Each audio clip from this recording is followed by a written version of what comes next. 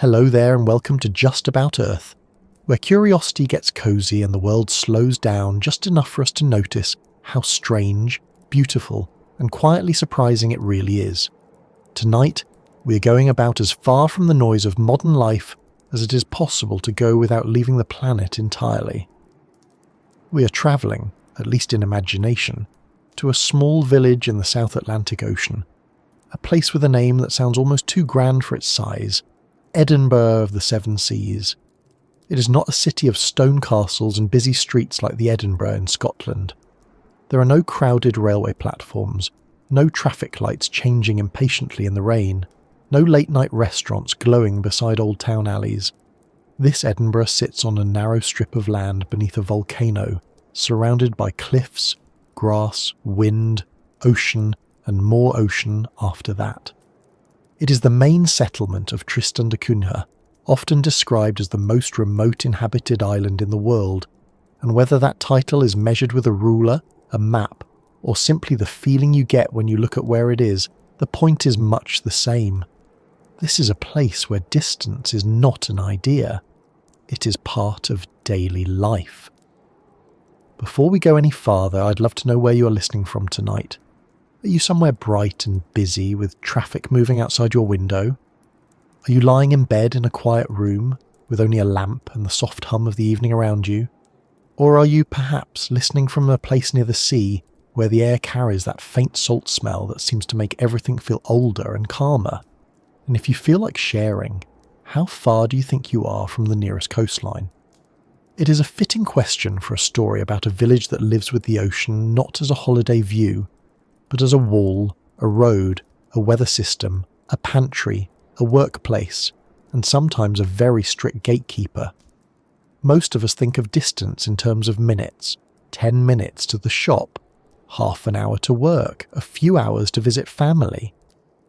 On Tristan da Cunha, distance is measured in days at sea, in ship schedules, in the patience of waiting for a vessel that can only arrive when the South Atlantic allows it, which is a rather dramatic way for the ocean to say, "I'll see what I can do."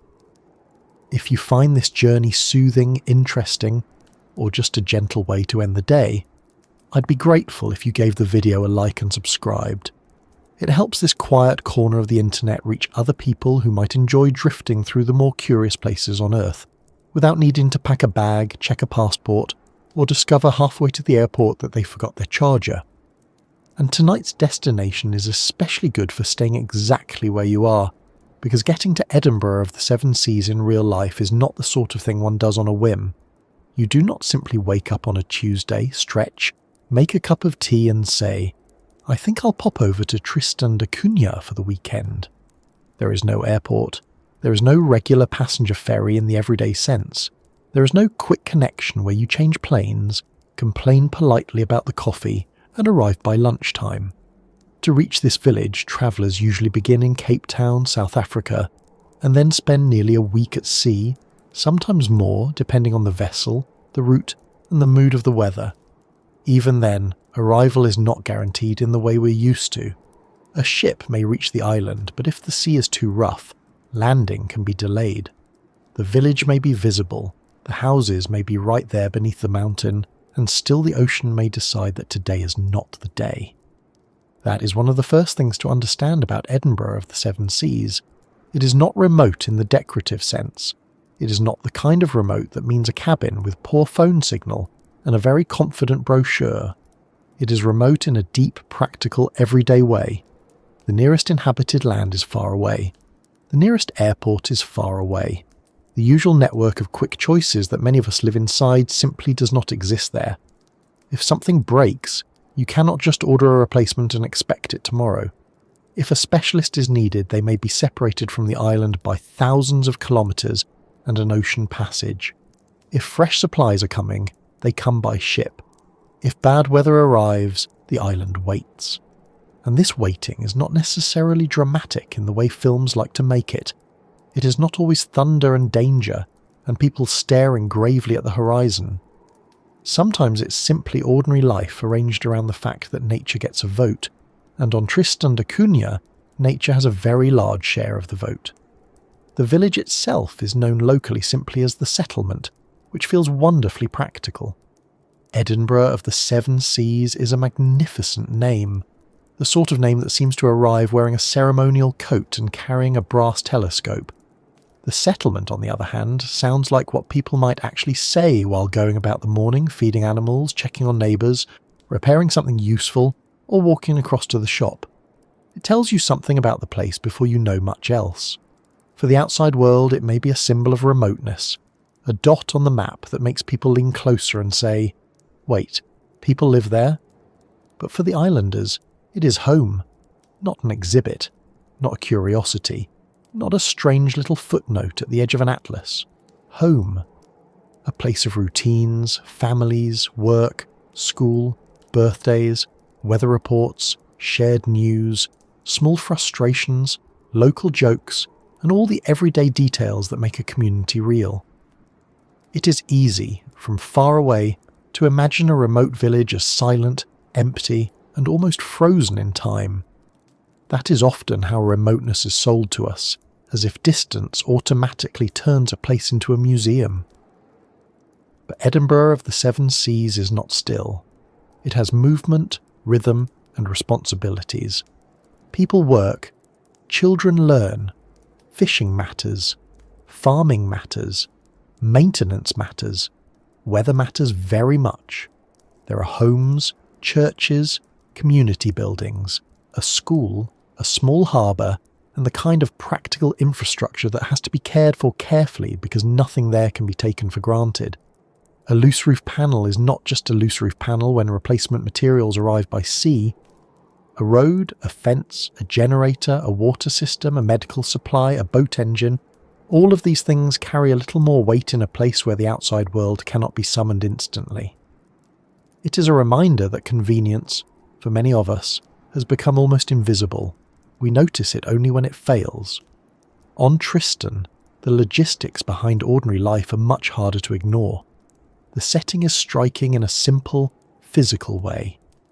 Tristan da Cunha rises out of the South Atlantic as a volcanic island, with Queen Mary's Peak standing over it, often hidden or softened by cloud.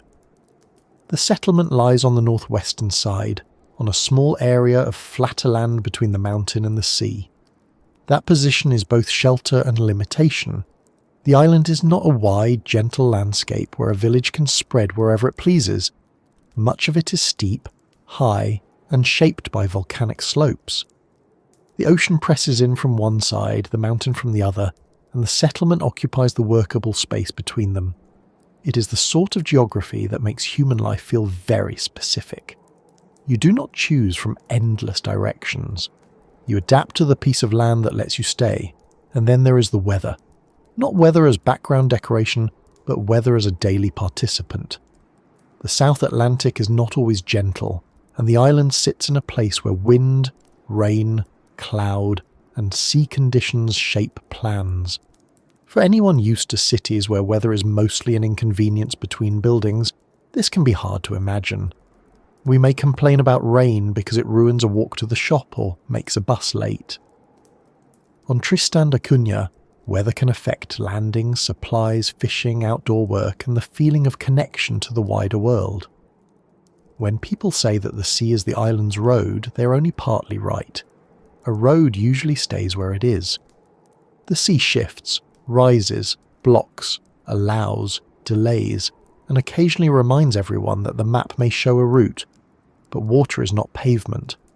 This gives life there a different sense of time, one that is less about personal preference and more about conditions. You can plan, certainly, you can prepare, but you also wait for the moment when the island, the sea, and the weather briefly agree.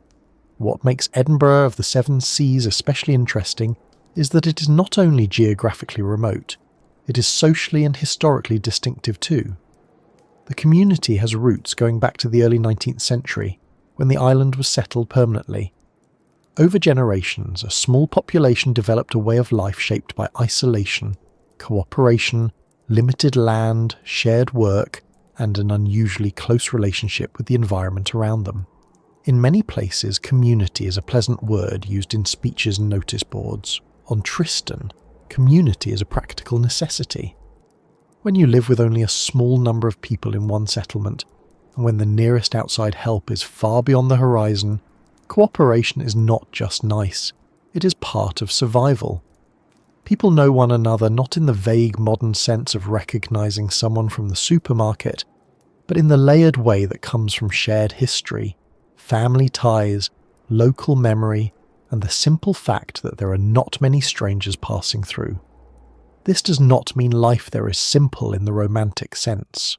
Remote communities are sometimes described as if they have escaped every modern problem, which is rarely fair and often a little lazy. Distance does not remove worry, illness, disagreement, boredom, responsibility, or the need to fix the plumbing. In fact, distance can make some problems more complicated. Medical care requires planning and limits.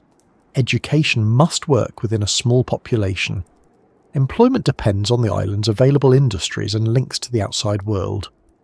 Young people may face difficult choices about staying, leaving, studying, returning, or building a future in a place where opportunities are real but not endless. The internet exists, but the experience of being connected from a remote island is not the same as being connected from a major city with fibre cables and a coffee shop on every corner. Modernity reaches Tristan, but it does not erase the ocean around it. Still, the appeal of the place is strong, perhaps because it challenges the assumptions many of us carry without noticing. We live in an age that often treats speed as proof of progress. Faster deliveries, faster messages, faster travel, faster answers. A question appears in the mind and a device answers it before we have even finished wondering properly. There are many good things about that, of course. Few of us would volunteer to give up medicine, communication, safety systems, or the ability to check whether we have accidentally used cumin instead of cinnamon in a recipe. But there is a strange pressure in all that speed. It can make the world feel smaller without making it feel closer. It can make us reachable without making us rested. A place like Edinburgh of the Seven Seas quietly interrupts that habit. It reminds us that the Earth is still enormous. There are still places where arrival takes time, where distance has texture, where the horizon is not just scenery but a boundary that matters. Imagine for a moment standing there on a calm day. The village behind you, the mountain rising beyond it, the Atlantic in front of you stretching farther than the eye can understand. The houses are low and practical, built for weather rather than display. The air is clean, and the soundscape is likely nothing like a city. No constant traffic, no sirens passing every few minutes, no crowd noise rolling along pavements. Instead, there is wind, surf, birds, human voices, engines when work requires them, and the quieter sounds of a small settlement going about its business. It would be wrong to make it too dreamy because people are not living there to decorate our imagination. They are living ordinary lives in an extraordinary location, but even ordinary life placed in such a setting becomes easier to notice. That may be why remote villages hold such a strong place in the human imagination. They make us ask what is necessary and what is merely familiar. How many roads do we need? How many shops? How many people passing by each day before a place feels real? Could we live somewhere where everyone knows our name, and not in the cheerful television theme song sort of way, but in the unavoidable way? Would that feel comforting, or crowded, or both? Could we wait weeks or months for certain goods? Could we adjust our plans around ship arrivals and rough seas? Could we live with fewer choices, but perhaps a stronger sense that each choice matters? These are not questions with easy answers. For some people, the thought of such isolation feels peaceful. For others, it sounds like being trapped inside a postcard with no return flight. Both reactions make sense. Remoteness can be beautiful from a distance and demanding up close. There is also something humbling about the scale. On a globe, Tristan da Cunha is easy to miss. It is a small mark in a great body of water, the kind of place that disappears if the map is not detailed enough. Yet for the people who live there, it is the centre of daily experience. This is one of the quiet tricks maps play on us. They make some places look important because they are large, crowded or politically powerful, while other places seem almost like afterthoughts. but importance changes depending on where you stand. To a family in Edinburgh of the Seven Seas, a ship arriving at Calshot Harbour may matter more than anything happening in a capital city thousands of kilometres away. A change in weather may be more immediate than a headline. A local repair, a fishing season, a school day, a community event. These are not small things simply because they happen on a small island. They are life at full size. The name itself invites a little pause. Edinburgh of the Seven Seas. It sounds almost like a place from an old naval tale, perhaps marked on a parchment map beside a warning about sea monsters and questionable biscuits. In reality, the name is connected to a royal visit in the 19th century, but its effect is still charming. It gives the settlement a formal title that seems to stretch far beyond its physical size. There is something gently funny about that contrast. A tiny village with a name grand enough for an empire. But perhaps the name fits better than it first appears. The Seven Seas are an old expression for the wider world's oceans, and this village has always lived in relation to the sea in every direction. The sea isolates it, feeds it, connects it, threatens it, and defines it. A smaller name might not quite do. As we begin this journey, it helps to set aside the usual way we think about travel. This is not a tour of attractions, not a checklist of things to see before lunch, not one of those hurried itineraries where the afternoon contains 3 museums, a scenic overlook, and a mild argument about parking. Edinburgh of the Seven Seas asks for a slower kind of attention. To understand it, we need to think about distance, history, weather, work, family, land, and the practical routines that hold a small settlement together in a very large ocean. We need to see it not as a novelty, but as a living community shaped by conditions most of us will never experience directly. And we need to remember that remote does not mean disconnected from the human story. In many ways, it reveals the human story more clearly, because the essentials are harder to hide. Shelter, food, cooperation, patience, memory, tools, weather, and the stubborn wish to make a home somewhere, even when that somewhere sits far beyond the normal edges of the map. So settle in, let the day loosen its grip a little, and come with me across the South Atlantic in the gentlest possible way, without rough seas, without cold spray on the deck, and without the slight concern that your stomach may not be as brave as your curiosity. We are heading toward a village beneath a volcano, on an island with no airport, where the ocean decides when visitors arrive and when they leave. We are heading toward a place where remoteness is not a marketing phrase, but a daily fact. And to understand how such a community came to be there, we first need to look at the island itself, that dark volcanic shape rising from the water and the long empty distances that surround it on every side. At first glance, Edinburgh of the Seven Seas can look almost too small for the amount of ocean around it. On a map, the village is barely a mark, a little human footprint on the northwestern side of Tristan da Cunha, which itself is only a small volcanic island in the South Atlantic. Zoom out a little, and the island becomes a dot. Zoom out a little more, and even the dot begins to feel generous. The nearest continents are far beyond the horizon. The nearest inhabited islands are not the sort of neighbours you can wave to across the water. The whole settlement sits in a space so wide and blue that it makes most familiar ideas of distance feel rather underdressed.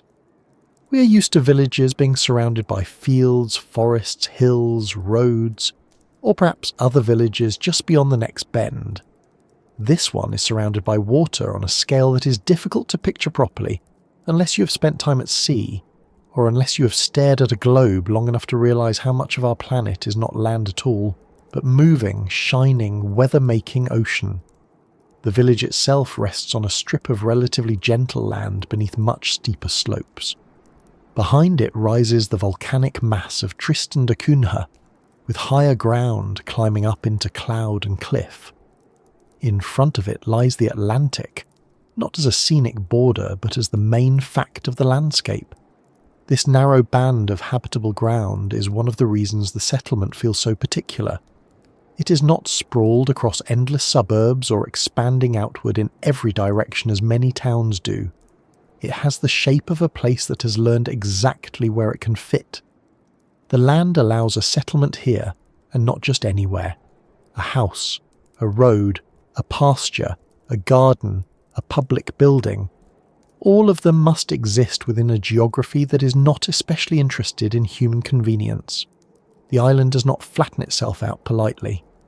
It gives what it gives, and the village has been built around that. This may be one of the quietest shocks of thinking about Edinburgh of the Seven Seas. It is not merely small because few people live there. It is small because the usable space is limited, because the surrounding terrain is steep, because the sea is immediate, because the weather is involved, and because everything about the place encourages practicality. A city on a continent can often pretend that land goes on forever. A remote island cannot. Every useful patch of ground has a purpose or a history. A field is not just open space. It may be grazing land, potato patches, a place tied to family work, community arrangements, or the rhythm of food production. A road is not just a road. It is a line of connection within the settlement, a way to reach homes, the harbour, the school, the store, or the places where work needs doing. There is less room for careless expansion, fewer margins for waste. The island gently but firmly teaches scale. And because the population is small, the human scale is just as striking as the physical one. Edinburgh of the Seven Seas is home to only a few hundred people, depending on how residents, visitors, and people temporarily away are counted. In many cities, that would be the number of people in a single apartment block, or the crowd passing through one busy train platform in a few minutes. On Tristan da Cunha, that number is a community. It is enough people for families, friendships, disagreements, traditions, routines, work, school, church, local government, care, humour, memory, and all the little social currents that make a place alive. But it is small enough that anonymity, in the city sense, is not really part of the arrangement. You cannot vanish into a crowd if there is no crowd large enough to vanish into. This may sound comforting or slightly terrifying depending on how much you enjoy being known. Imagine walking through such a village in the morning. There's no great avenue roaring awake with commuters, no rows of shops lifting metal shutters one after another, no river of cars crawling toward traffic lights with everyone silently regretting the same roundabout. Instead, the day begins on a much more intimate scale. Weather is noticed early. The state of the sea matters. The sound of wind against buildings is not background noise so much as useful information. People have work to do, but the pace of that work is tied to place in a direct way. Fishing, farming, maintenance, school, public services, the care of homes and animals, the handling of supplies, all of it happens in a setting where everyone understands that independence and dependence are woven together. The island must provide much, but it cannot provide everything. The community must manage much, but it still relies on ships, outside links, and careful planning. It is a small village, yes, but it carries a large amount of responsibility. The phrase tiny village can make a place sound delicate, but Edinburgh of the Seven Seas is not delicate in the weak sense. It exists because people have made it work through generations of difficult conditions. There is a sturdiness to that. A small community in an isolated place cannot afford to be only picturesque. It has to be functional. Roofs must hold, food systems must function, boats must be maintained, weather warnings must be taken seriously, tools must be repaired, skills must be shared, children must be educated. Health concerns must be handled within local limits and with outside assistance when needed. The everyday world of the settlement is likely less about dramatic adventure than about steady competence. And steady competence, although it rarely gets movie posters, is one of the most impressive human qualities there is. It is what keeps lights on, fences upright, gardens planted, engines running, and neighbours checked on when the weather turns unfriendly.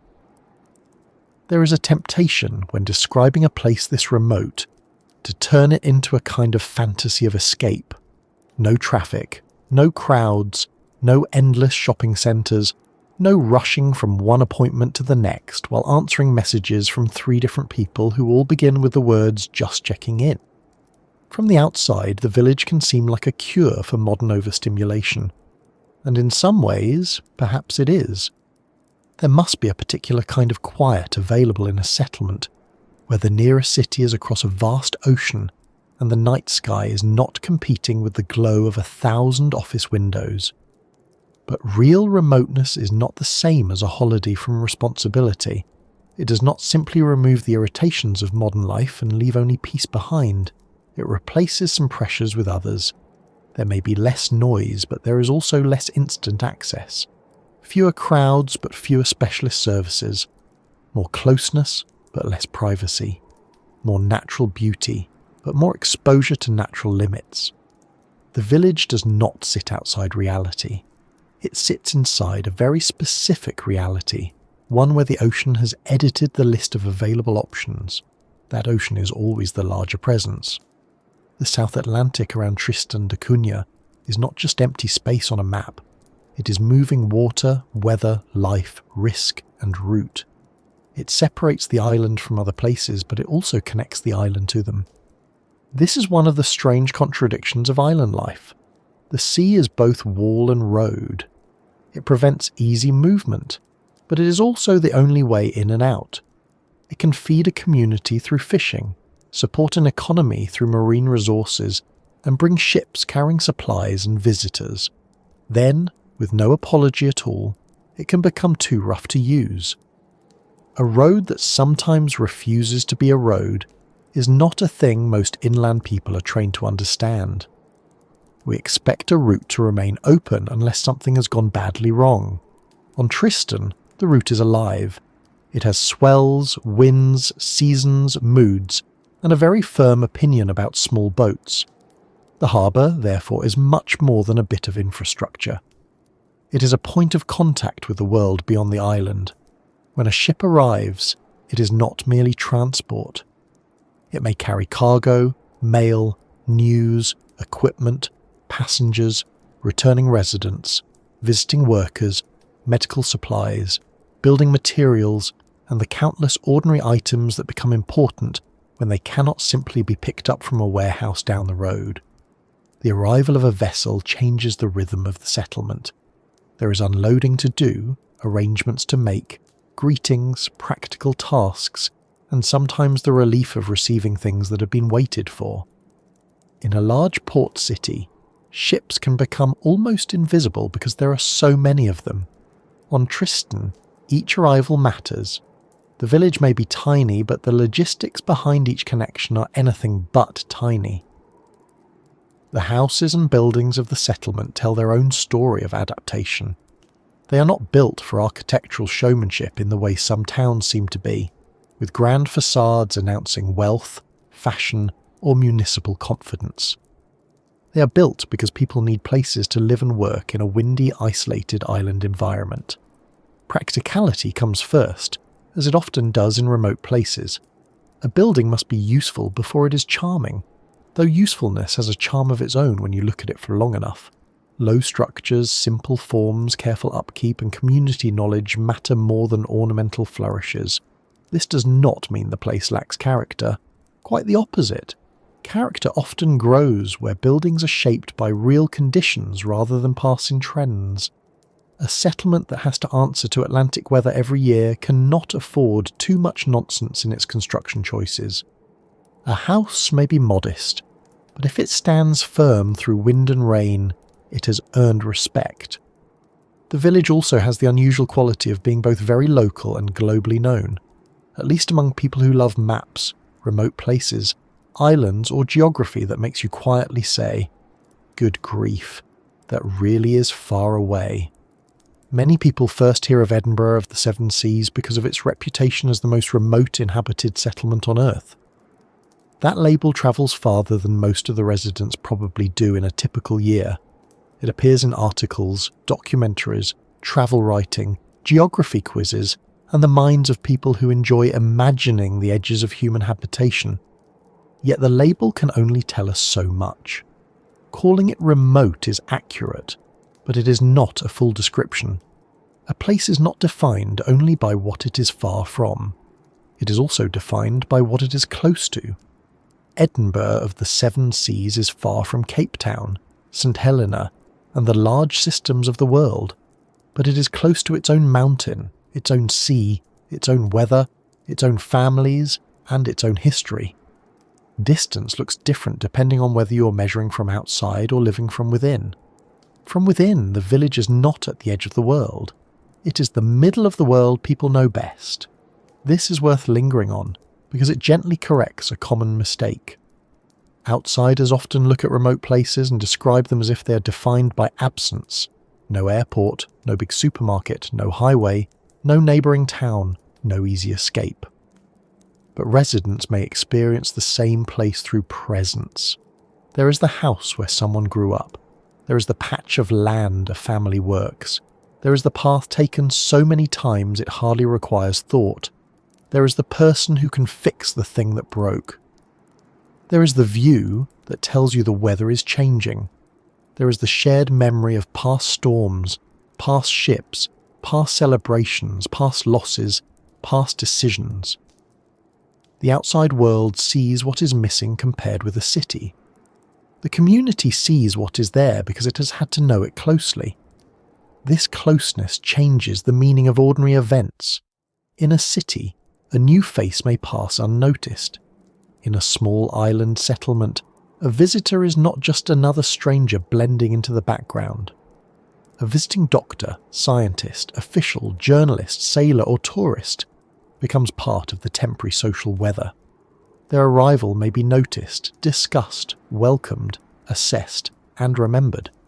The same is true of departures. When someone leaves for education, medical care, work or travel, the absence is not swallowed by millions of other movements. It has shape. People know who has gone and why. The population may be small enough that demographic changes are not abstract statistics. They are names, families, houses, and dinner table conversations. This gives social life a kind of clarity that larger places often lose. It may also give it pressure, because being known can be both supportive and demanding. A small community can wrap around a person with care, but it can also leave fewer corners in which to be entirely unseen. Human beings, being wonderfully inconsistent creatures, often want both. Life in such a village also asks people to hold a long memory. The community has lived through events that would have been defining anywhere, but which become especially powerful in an isolated place. The volcanic eruption in 1961, for example, forced the evacuation of the islanders to Britain. That kind of event does not simply pass into a history book and disappear. It becomes part of how a community understands itself. Leaving the island, living elsewhere, and then returning is not just a logistical episode. It raises deep questions about belonging, adaptation, and what makes a place home.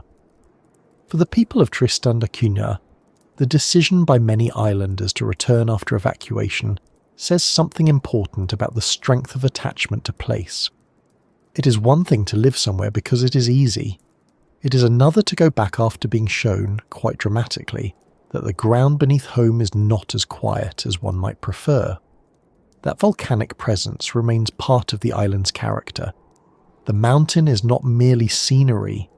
It is the reason the island exists in the first place, a reminder that land can be born from forces far below the surface. For those of us who live in places where the ground feels uneventful, volcanoes can seem like exotic interruptions. On Tristan, volcanic origin is part of the basic story. The settlement lies beneath slopes shaped by geology, and the island's form reflects processes that operate on timescales much longer than any village. This gives the place a curious mixture of intimacy and grandeur. The human community is small, practical and personal. The landscape around it is vast in origin, shaped by fire, sea, wind, erosion and time. A person may walk from home to a familiar building in a few minutes while living on land made by forces that belong to the deep earth. That is quite a lot for a morning walk, even before breakfast. The surrounding ocean adds another layer of life. Remote islands are often important for wildlife, and the Tristan da Cunha group is known for seabirds and marine life that depend on these isolated environments. For residents of Edinburgh of the Seven Seas, nature is not something locked away in a separate category called the outdoors. It is close, persistent, and sometimes inconvenient. Birds, weather, sea conditions, fish, seals, and the changing seasons are part of the lived environment. In many modern places, people can forget that their food, comfort, and daily routines are tied to natural systems, because those systems are hidden behind supply chains and packaging. On Tristan, the connection is clearer. Fish do not appear from nowhere. Potatoes do not grow because a supermarket wishes it so. Weather does not care about schedules. The result is not some perfect harmony, because humans and nature rarely manage that without a few negotiations and complaints, but it is a more visible relationship.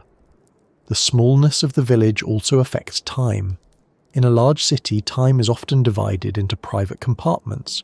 Commute time, work time, shopping time, school time, leisure time, screen time, the mysterious lost time spent looking for keys.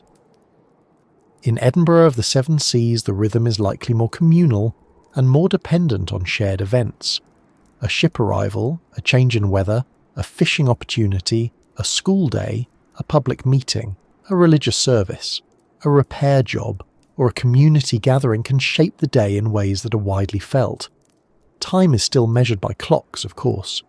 The island is not floating in some fairy tale beyond calendars.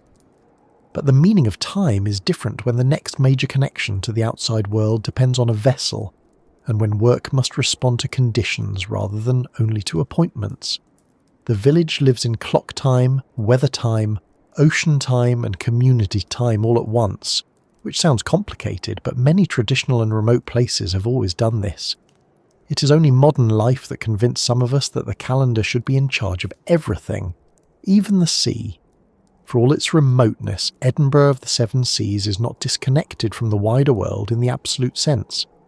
It has communications, administration, trade, visitors, news, and links to the British overseas territory of which it forms a part. Its residents are aware of the world beyond the island.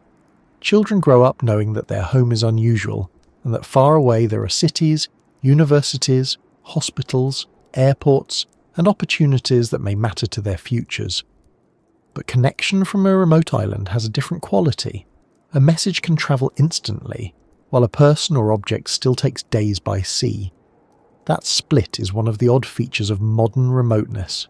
Information can cross the distance easily, but bodies and supplies cannot. You may know what is happening in another country almost as soon as it happens, but a replacement part still has to make the old-fashioned journey across water. The internet can shrink the world in conversation, but it cannot make the Atlantic any narrower. This creates a slightly strange modern condition. A person in Edinburgh of the Seven Seas may be able to read global news, contact people overseas, or watch the same videos as someone in London, Cape Town, or Berlin, while still living in a village where the arrival of physical goods depends on ships and weather. It is a reminder that technology does not erase geography. It layers itself over geography. The ocean remains, the cliffs remain. The limited land remains, the harbour remains, the island's position remains. We sometimes talk as if the modern world has conquered distance, but places like Tristan da Cunha show that distance has merely become selective. It yields to signals but not to suitcases. It yields to emails but not to emergency repairs. It yields to satellite links but not to rough seas. Geography, rather politely but firmly, is still in the room. And then there is the emotional size of the village. Physically, it is tiny. On a world map, nearly invisible. In population, smaller than many schools. In built area, modest enough that a visitor might at first wonder how such a famous settlement can be so compact. But emotional size is not measured in square kilometres. For those who belong to it, a small village can contain generations.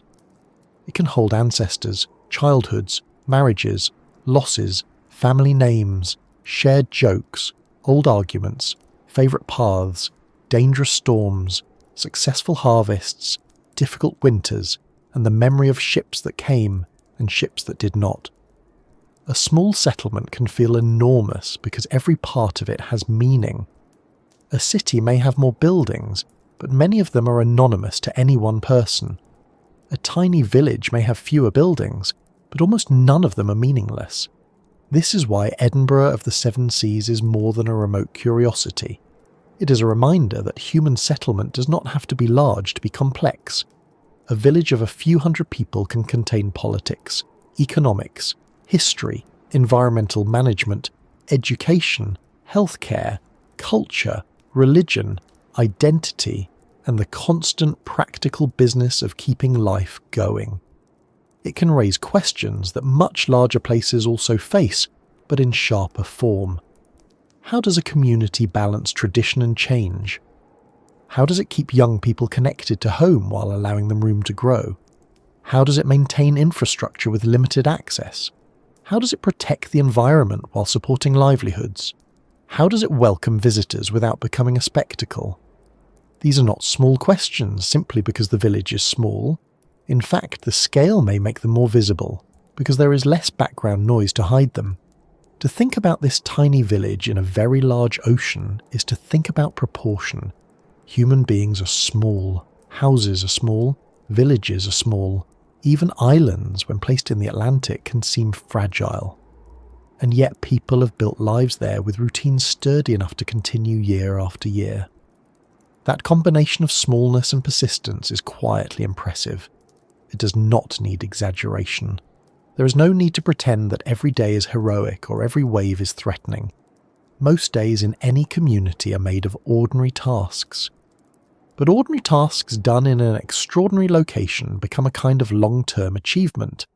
Hanging laundry, tending potatoes, repairing a fence, teaching a class, unloading supplies, checking on a neighbour, preparing a meal, attending a service, listening to weather updates. All of these acts become part of the larger work of remaining. So as we picture Edinburgh of the Seven Seas, it helps not to imagine a lonely little outpost waiting sadly at the edge of the world. It is better to imagine a compact working village that happens to stand in one of the most isolated inhabited locations on Earth. A place where people do not live in the idea of remoteness, but in houses, families, responsibilities, and weather. A place where the Atlantic is both barrier and companion. A place where the world's scale can be felt simply by looking outward from shore and knowing that beyond the water there is more water, and after that still more water before any large land appears. The village may be tiny, but it is not insignificant. It is a small human answer to a very large ocean, and to understand how that answer survives, we have to follow the route that connects it to the rest of the world, a route that begins not with an airport gate or a highway sign, but with the long patience of a ship leaving Cape Town and heading out into open sea. To reach Edinburgh of the Seven Seas, you must first accept a very old-fashioned truth. Some places on Earth still cannot be hurried. You can plan, email, book, pack, check schedules, refresh websites, and make all the sensible preparations a modern person knows how to make. But at a certain point, the journey to Tristan da Cunha stops belonging entirely to you. It belongs to the ship, the sea, the weather, the harbour, and that great restless stretch of South Atlantic water between Cape Town and the island. There is no airport waiting to shorten the story. No final little island hopper flight with a cheerful pilot and a view of the runway appearing between cliffs. No ferry terminal where you can buy a ticket, eat a slightly suspicious sandwich, and complain that boarding is 20 minutes late. The route to Tristan is by ship, and that changes everything. It changes the pace before the journey has even begun. Most travellers who go to Tristan da Cunha begin in Cape Town, South Africa, a city that already feels like a dramatic edge of the world in its own right. Table Mountain rises above it, the Atlantic spreads out beyond it, and ships come and go beneath a sky that can change its mind very quickly. For many journeys, Cape Town would be the destination, a place to arrive, unpack, and begin looking around. For Tristan, Cape Town is more like the last familiar doorway before the map opens into blue. It is where a visitor waits, checks documents, confirms arrangements, and slowly realises that this is not going to be travel in the ordinary sense. There are schedules, yes, but they are provisional in a way that air travellers are not used to. A flight delay of 3 hours can make people sigh as if civilization itself is failing. A voyage to Tristan may shift by days because a ship has cargo needs, fishing work, weather complications, or because the sea at the other end may not allow a landing. It is a different contract with movement. The practical arrangements alone tell you that this is no casual trip. Visitors need permission to land. They need to arrange a berth on one of the limited vessels that make the journey.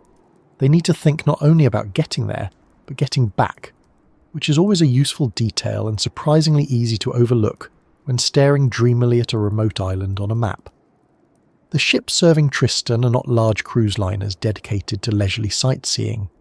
They are working vessels carrying cargo, mail, passengers, supplies, and sometimes serving fishing operations.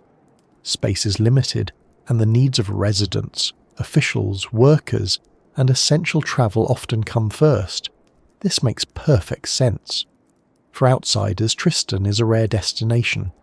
For islanders, the ship is part of the lifeline.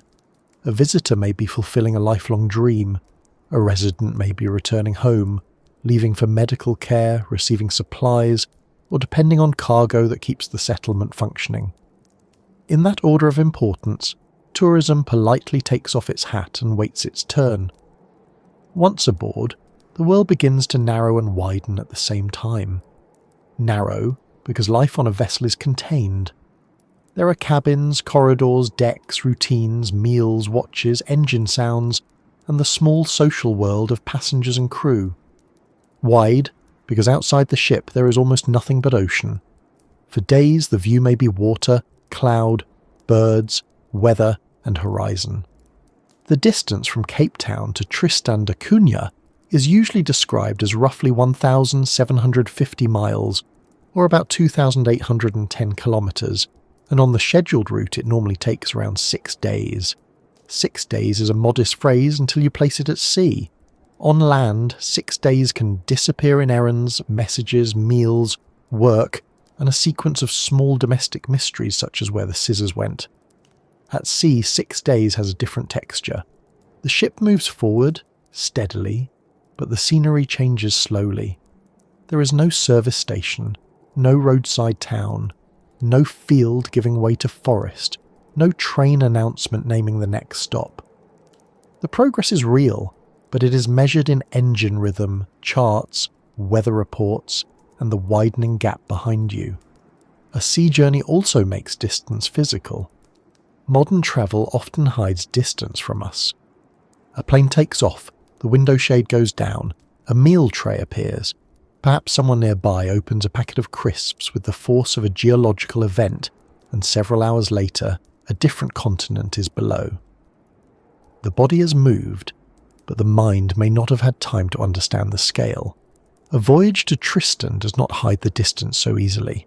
Day after day, the ship continues, and the ocean remains. You begin to feel that remoteness is not just a fact printed in a guidebook. It is the time it takes for land to vanish behind you and not return. It is the way the horizon becomes normal.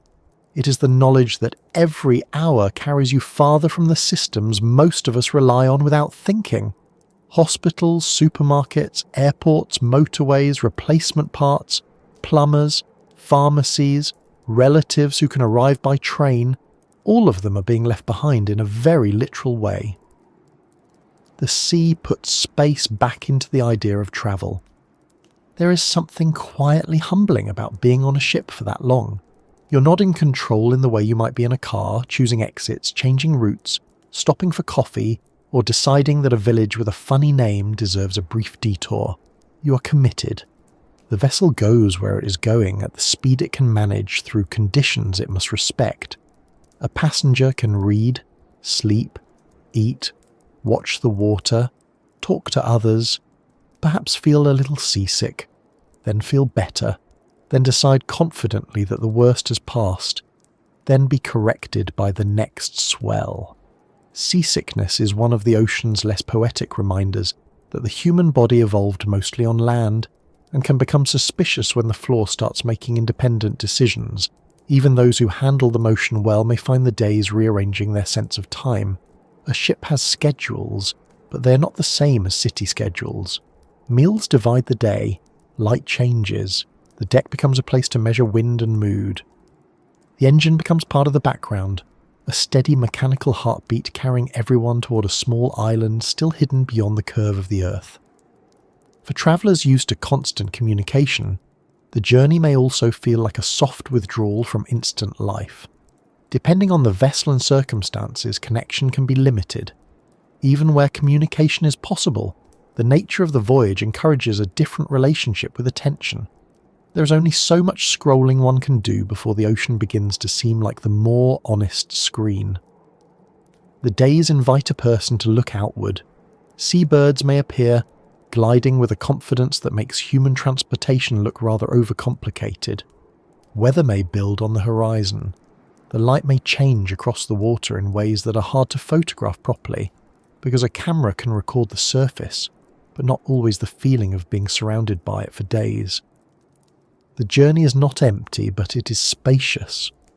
It gives the mind fewer things to grab and more room to wander, which can be peaceful, unsettling, or both, depending on the person and how many unread emails they left behind. For the islanders, of course, this route is not a novelty in the same way. It is familiar, necessary, and sometimes tiring.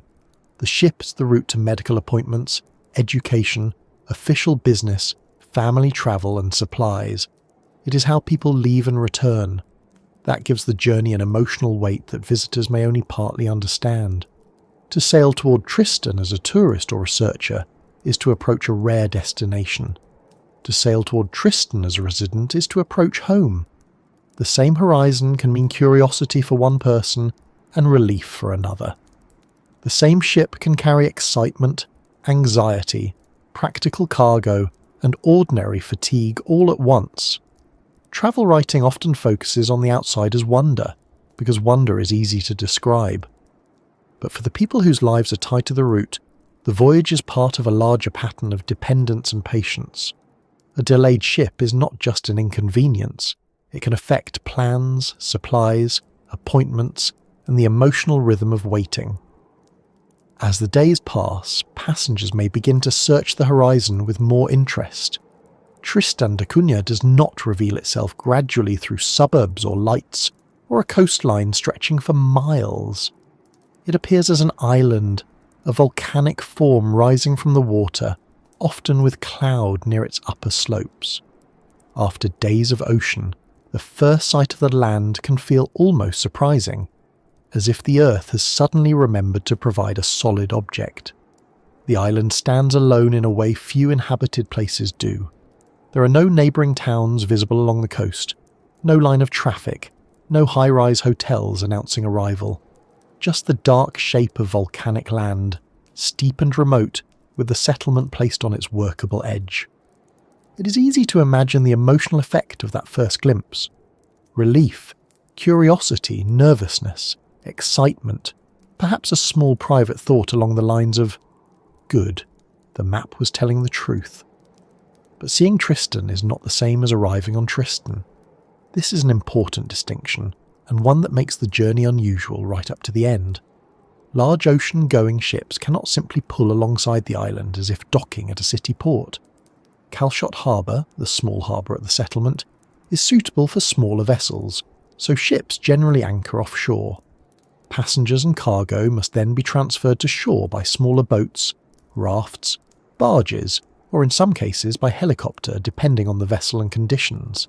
That final transfer depends heavily on the sea. The ship may be there, the island may be there, the village may be visible, people may be waiting, and still, if the swell is wrong or conditions are unsafe, landing can be postponed. The ocean can reduce the last short distance to the hardest part of the whole trip, which is frankly a very ocean thing to do. This waiting offshore must create a peculiar feeling. After nearly a week at sea, the destination is close enough to see. perhaps close enough to make out the slopes, the houses, the harbour area, and the shape of the settlement. Yet a passenger may remain aboard, watching the island and waiting for permission from conditions rather than from officials. It is the opposite of the modern arrival experience where the plane lands, seatbelts click open too early, and everyone stands in the aisle as if this will somehow make the doors open faster. At Tristan, impatience has very little use. The island cannot be rushed, the sea has to be calm enough, the landing has to be safe. Practical judgment comes before desire. This is not merely a local inconvenience, but a daily philosophy written in water. You may want to arrive. The island may be ready to receive you. The sea may still say, not just yet. When the transfer is possible, the final movement towards shore must feel intimate after the scale of the voyage. The big distance has been crossed, and now the traveller is reduced to a smaller craft, moving across water that suddenly matters in every swell and angle. The settlement comes closer. The mountain rises behind it. Buildings become clearer. People may be visible near the harbour. Cargo may be waiting to come ashore. The whole long idea of Tristan da Cunha turns into a physical place with sounds, faces, work, and ground. That transformation is one of the great moments of difficult travel. A name becomes a coastline. A dot becomes a village. A remote fact becomes a place where someone is carrying a rope, opening a gate, checking a list, or waving to a person they know. The romance of remoteness gives way to logistics, which may be less glamorous but is usually more truthful. Landing also means entering a community rather than a tourist zone. There are no hotels in the ordinary sense, no resort strip, no cluster of restaurants competing for visitors, no rental car desk where someone hands over keys with a rehearsed warning about scratches. Visitors are hosted within the island's arrangements, often through local accommodation or homestays when available. This changes the tone of the visit before it begins. You're not disappearing into an anonymous system built to process travellers. You're entering a small community where your presence is noticed. That requires a different kind of respect. The village is not a backdrop for personal adventure. It is someone's home, and the journey there has already made clear how much effort it takes to connect that home to the rest of the world. The distance itself becomes a kind of teacher. By the time a visitor steps ashore, they have had several days to understand that this place should not be treated lightly. The cargo arriving with the ship may be just as important as the passengers, perhaps more so. Food items, building materials, equipment, mail, medical supplies, spare parts, fuel-related goods, personal orders, official supplies, and all the practical pieces of island life must be moved from vessel to shore. In a city, supply chains are so constant that we barely see them. Shelves are filled, packages arrive, repairs happen, and most people never think about the long series of movements behind each object. On Tristan, the chain is visible because it has gaps. A thing ordered from far away is not truly available until the right ship has carried it. The weather has allowed unloading, and the community has moved it where it needs to go.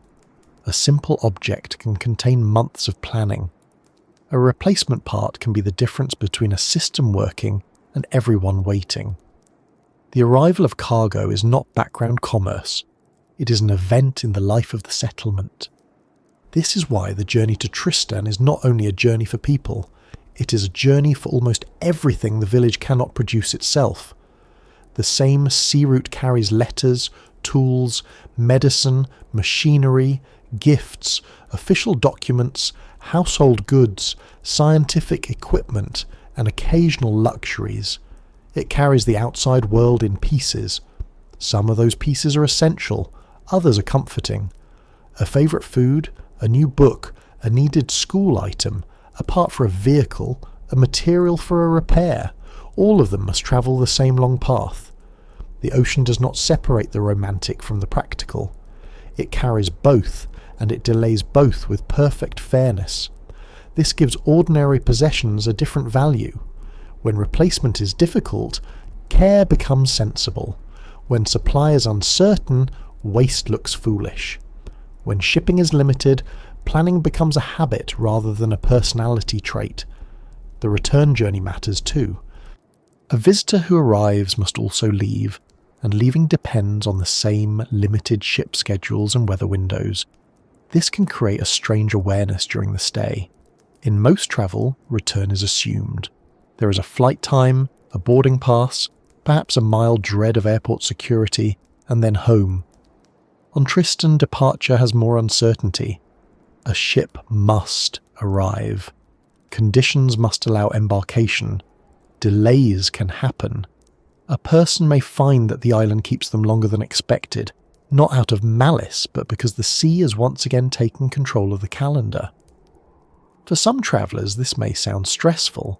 For others, secretly delightful, at least until they remember work emails. For residents, it is simply part of the reality of living there. Plans are made with the knowledge that the route is not always obedient. What is striking is how this journey reverses many of the assumptions of modern movement. Today, travel is often designed to minimise the feeling of being between places. We are rushed from check-in to boarding, entertained in transit, informed by screens, and delivered as quickly as possible. The in-between time is treated as something to compress or distract from. The voyage to Tristan does the opposite. It stretches the in-between until it becomes the journey itself.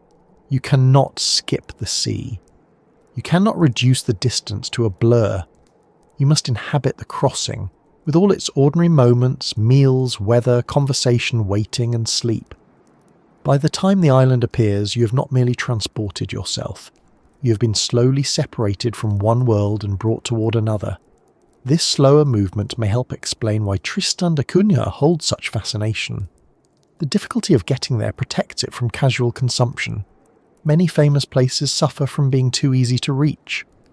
A beautiful viewpoint becomes crowded because a road leads directly to it.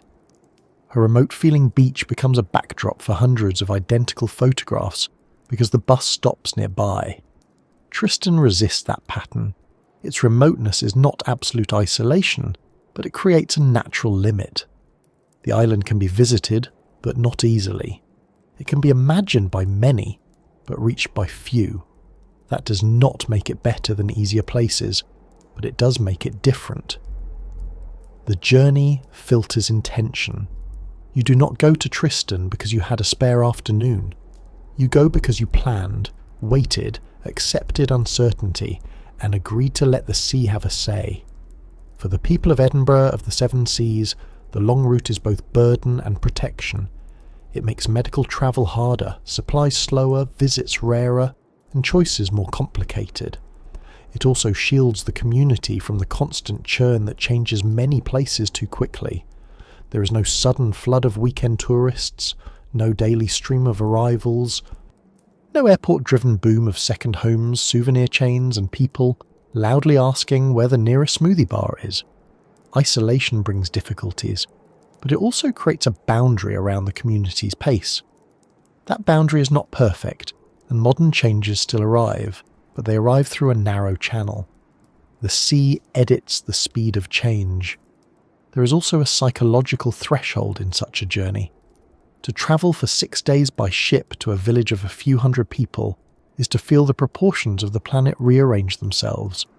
A city that once seemed central becomes far away. A small settlement becomes the focus of the entire route. The ocean, often ignored on maps as blank space between land masses, becomes the main character. This is one of the quiet lessons of maritime travel. The world is not mostly roads and cities with bits of water between them. It is mostly water, with land rising here and there, carrying all our confidence, confusion and furniture. Tristan da Cunha makes that fact hard to ignore. So the long journey to Tristan is not simply a method of arrival, it is part of the meaning of the place. The village would not feel the same if there were an airport, if a morning flight from Cape Town landed neatly on a runway, if tourists came and went in easy waves. The difficulty of access shapes how outsiders see it and how residents live with it. The voyage explains the patience in the supply system, the importance of the harbour, the value of planning, and the respect given to weather. It explains why a ship on the horizon can matter so much. It explains why distance is not just something measured in kilometres, but something felt in routines, choices, and waiting. By the time we imagine stepping ashore, the village is no longer just a tiny mark in a very large ocean. It is the end point of a route that has crossed open water for days.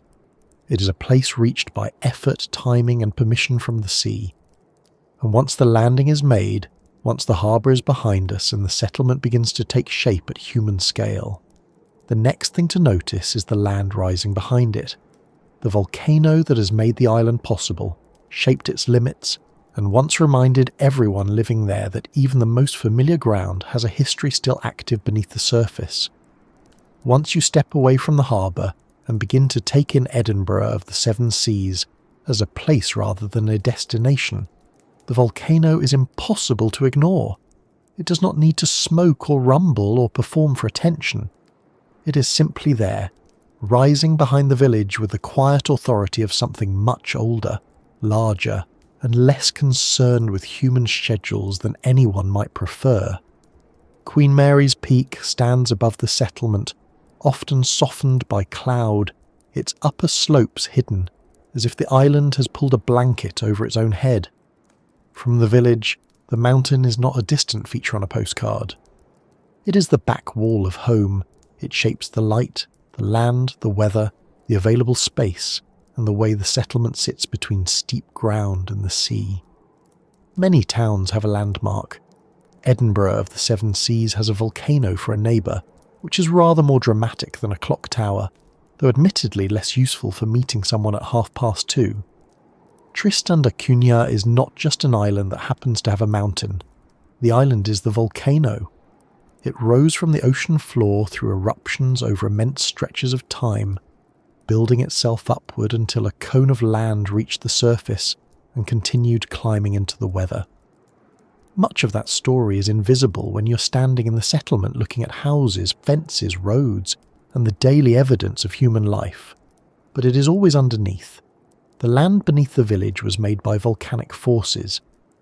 The slopes behind it, the rocks in the fields, the dark materials used in walls and boundaries, the shape of the coastline, all belong to the same deep history.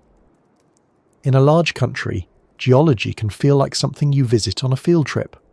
On Tristan, it is the ground under your boots. This gives the village a particular kind of setting. It is not spread across a gentle plain with room to grow wherever people find it convenient. It is placed on one of the few workable parts of the island, a relatively flatter area on the northwestern side where settlement was possible between the mountain and the sea. That narrowness matters. It means the village has a strong relationship with limits. Behind the houses, the land begins to rise. Ahead of them, the ocean begins. Expansion is not a simple matter of drawing new streets and pushing farther outward. The physical geography has already made most of the major decisions. People can adapt, build, repair and organise, but they cannot make the mountain less steep or the Atlantic less present. In this way, life beneath Queen Mary's Peak is a long conversation with practical boundaries. The volcano can look peaceful, and most of the time it is. People live their lives, go to work, attend school, tend animals, grow food, gather for community events, and deal with the same small domestic realities that exist anywhere. Someone still has to cook dinner. Someone still has to fix a door that will not close properly. Children still learn, adults still plan, tools still go missing at exactly the wrong moment. Living beneath an active volcano does not mean every day is tense or cinematic. It means that the extraordinary has become part of the ordinary. The mountain is not a crisis every morning. It is part of the view, part of the weather, part of the identity of the island. People do not spend every waking hour staring nervously upward, any more than people in rainy cities spend all day fearing clouds. Familiarity changes the scale of things. What outsiders find startling, residents may simply call home. And yet, the volcano is not merely a harmless backdrop. Tristan's history includes a very clear reminder of that. In 1961, an eruption began near the settlement. forcing the entire island community to evacuate. It is difficult to imagine the feeling of that moment from the comfort of a distant room. For generations, people had lived on this island, raised families, built homes, worked the land, fished the waters, and developed a community in one of the most isolated inhabited places on Earth. Then the ground itself changed the terms. Tremors came, cracks appeared, and volcanic activity close to the village made staying impossible. The islanders left, eventually travelling to Britain, where the modern world received them with a mixture of curiosity, sympathy, and probably a level of noise and speed that must have felt overwhelming. That evacuation is one of the defining events in the modern history of Tristan da Cunha. It was not simply a temporary inconvenience, like leaving a house during repairs. It was the sudden removal of an entire community from its home and way of life. The islanders were taken from a small settlement in the South Atlantic and brought into a society far larger, faster, and more industrialised. For people who had lived with limited outside contact, Britain in the early 1960s must have seemed astonishing. There were cities, roads, shops, hospitals, buses, televisions, crowds, and more choices than anyone could reasonably process before breakfast. It offered comforts and services that Tristan could not provide. It also separated people from the land, weather, routines, and close community that had shaped them. Modern convenience can look very appealing until it asks you to trade away the place that taught you who you are. What is remarkable is that many islanders chose to return. After experiencing life in Britain, after seeing the wider world in a direct and unavoidable way, the community did not simply dissolve into it. They voted strongly in favour of going back, and by 1963 the return had taken place. That decision says more about the meaning of home than any slogan could. Home is not always the easiest place. It is not always the safest in every technical sense. It is not always the place with the most services, shops, comforts, or opportunities. Sometimes home is the place where your family stories are planted, where the landscape is readable, where your community knows your name, where the weather makes sense even when it is difficult, and where the everyday work of life feels connected to something familiar. To return to an active volcanic island after being evacuated from it is not a decision made lightly. It is a statement of belonging. The eruption also changed the village's relationship with the mountain. A volcano that has erupted within living memory is not the same as one known only through geology books. Even as years pass and daily life resumes, the memory remains in stories, photographs, official records, and family recollections. Older generations remember the upheaval directly, while younger generations inherit the story as part of community identity. This gives Queen Mary's Peak a double character. It is familiar and it is powerful. It is beautiful and it is potentially dangerous. It shelters the settlement by giving the island its form, but it also reminds people that the land is not inert. Many places on Earth carry such double meanings. A river may feed a valley and flood it. A forest may provide shelter and burn. A mountain may protect a village from wind while holding risks of its own. On Tristan, the volcano is both the reason there is land to live on and the reason the community once had to leave. Still, people cannot live by dramatic memory alone. The ordinary routines return because they must. After the evacuation and return, homes had to be reoccupied, systems restored, animals managed, fields worked, buildings repaired, and community life reassembled. This is perhaps the less theatrical but more impressive part of the story. Disaster often gets attention because it arrives suddenly. Recovery is slower, quieter, and made of thousands of practical acts. A community does not return to an island simply by stepping ashore. It returns by making the school function again, by rebuilding routines, by tending food supplies, by checking houses, by re-establishing work, by renewing trust in the place one lives. That kind of recovery rarely looks heroic moment by moment. It looks like people carrying things, cleaning, repairing, talking, deciding, and getting on with what needs doing. Which, when you think about it, may be what heroism usually looks like before someone adds dramatic music. Life beneath the volcano also means using volcanic land. The island's soil, rocks, slopes and drainage affect how people farm and where they build. Potato patches have long been important on Tristan, especially in an area away from the main settlement known for cultivation. The use of walled patches reflects both practicality and environment. Walls help mark and protect growing areas, and the volcanic rock that shapes the island becomes part of the agricultural system. Potatoes may not sound glamorous, but in an isolated community they matter a great deal. A potato is reliable, filling, adaptable, and less likely than a delicate imported salad leaf to take personal offence at difficult conditions. Food production on a remote island has always required common sense more than elegance. The land must be worked in ways that suit it. The soil, weather, animals, and community arrangements all play their part. The relationship between the settlement and its animals also belongs to this practical landscape. Livestock have been part of island life for generations, along with poultry and other domestic animals. In a remote place, animals are not simply rural decoration. They're connected to food, work, custom, and household resilience. The scale is small, but the importance is real. A community that cannot rely on daily shipments of fresh produce and meat has to think carefully about what the island itself can support. This does not mean isolation creates complete self-sufficiency, because modern Tristan depends on shipping and outside supplies in many ways. But local production remains part of the balance. Beneath the volcano, the land is not merely scenery. It is a working surface, divided, tended, grazed, planted, repaired, and known. Because usable land is limited, community rules and traditions around land matter. On a large continent, land ownership can be hidden behind paperwork and distant institutions.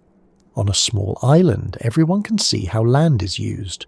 The practical consequences of fairness, access, and responsibility are immediate. If a fence fails, if animals wander, if a patch is neglected, if a shared resource is mismanaged, these are not abstract policy issues. They affect neighbours directly. Living beneath the volcano means living within a compact landscape, where personal choices and communal needs sit close together. There is not much room for pretending that one household's decisions never touch another's.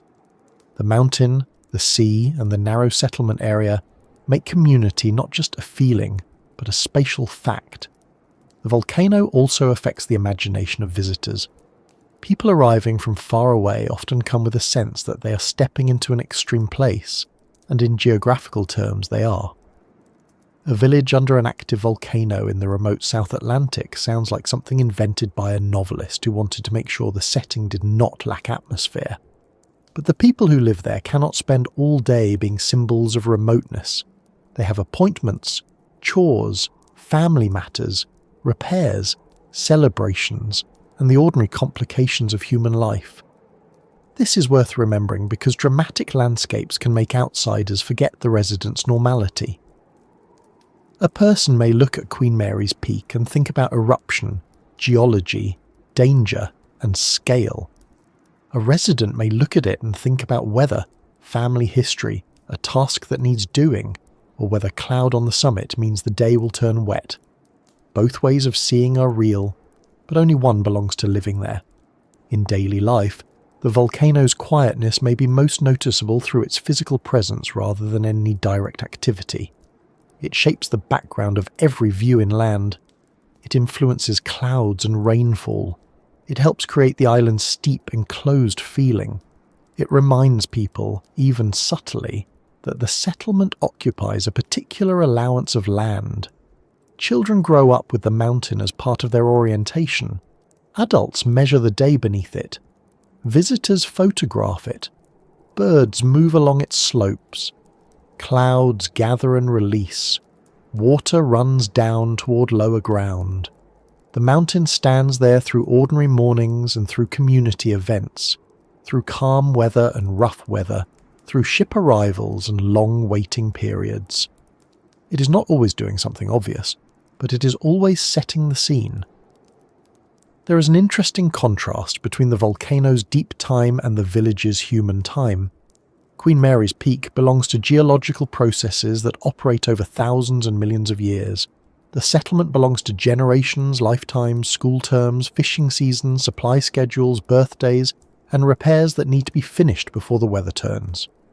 These timescales overlap in one small place. A person may be planning dinner while standing on a volcanic island built from ancient eruptions. A child may walk to school beneath a peak formed by forces that began far below the ocean. A community may debate practical matters while living on land that is still, in geological terms, active. This contrast does not have to be made grand or mystical. It is simply true. Human life is short, local, and full of tasks. Geology is slow, large, and mostly indifferent. On Tristan, the two share the same address. The 1961 eruption made that overlap impossible to ignore. Before it, the volcano may have seemed quiet enough to feel almost permanent in its stillness. After it, the islanders knew in a much more immediate way that quiet does not mean extinct.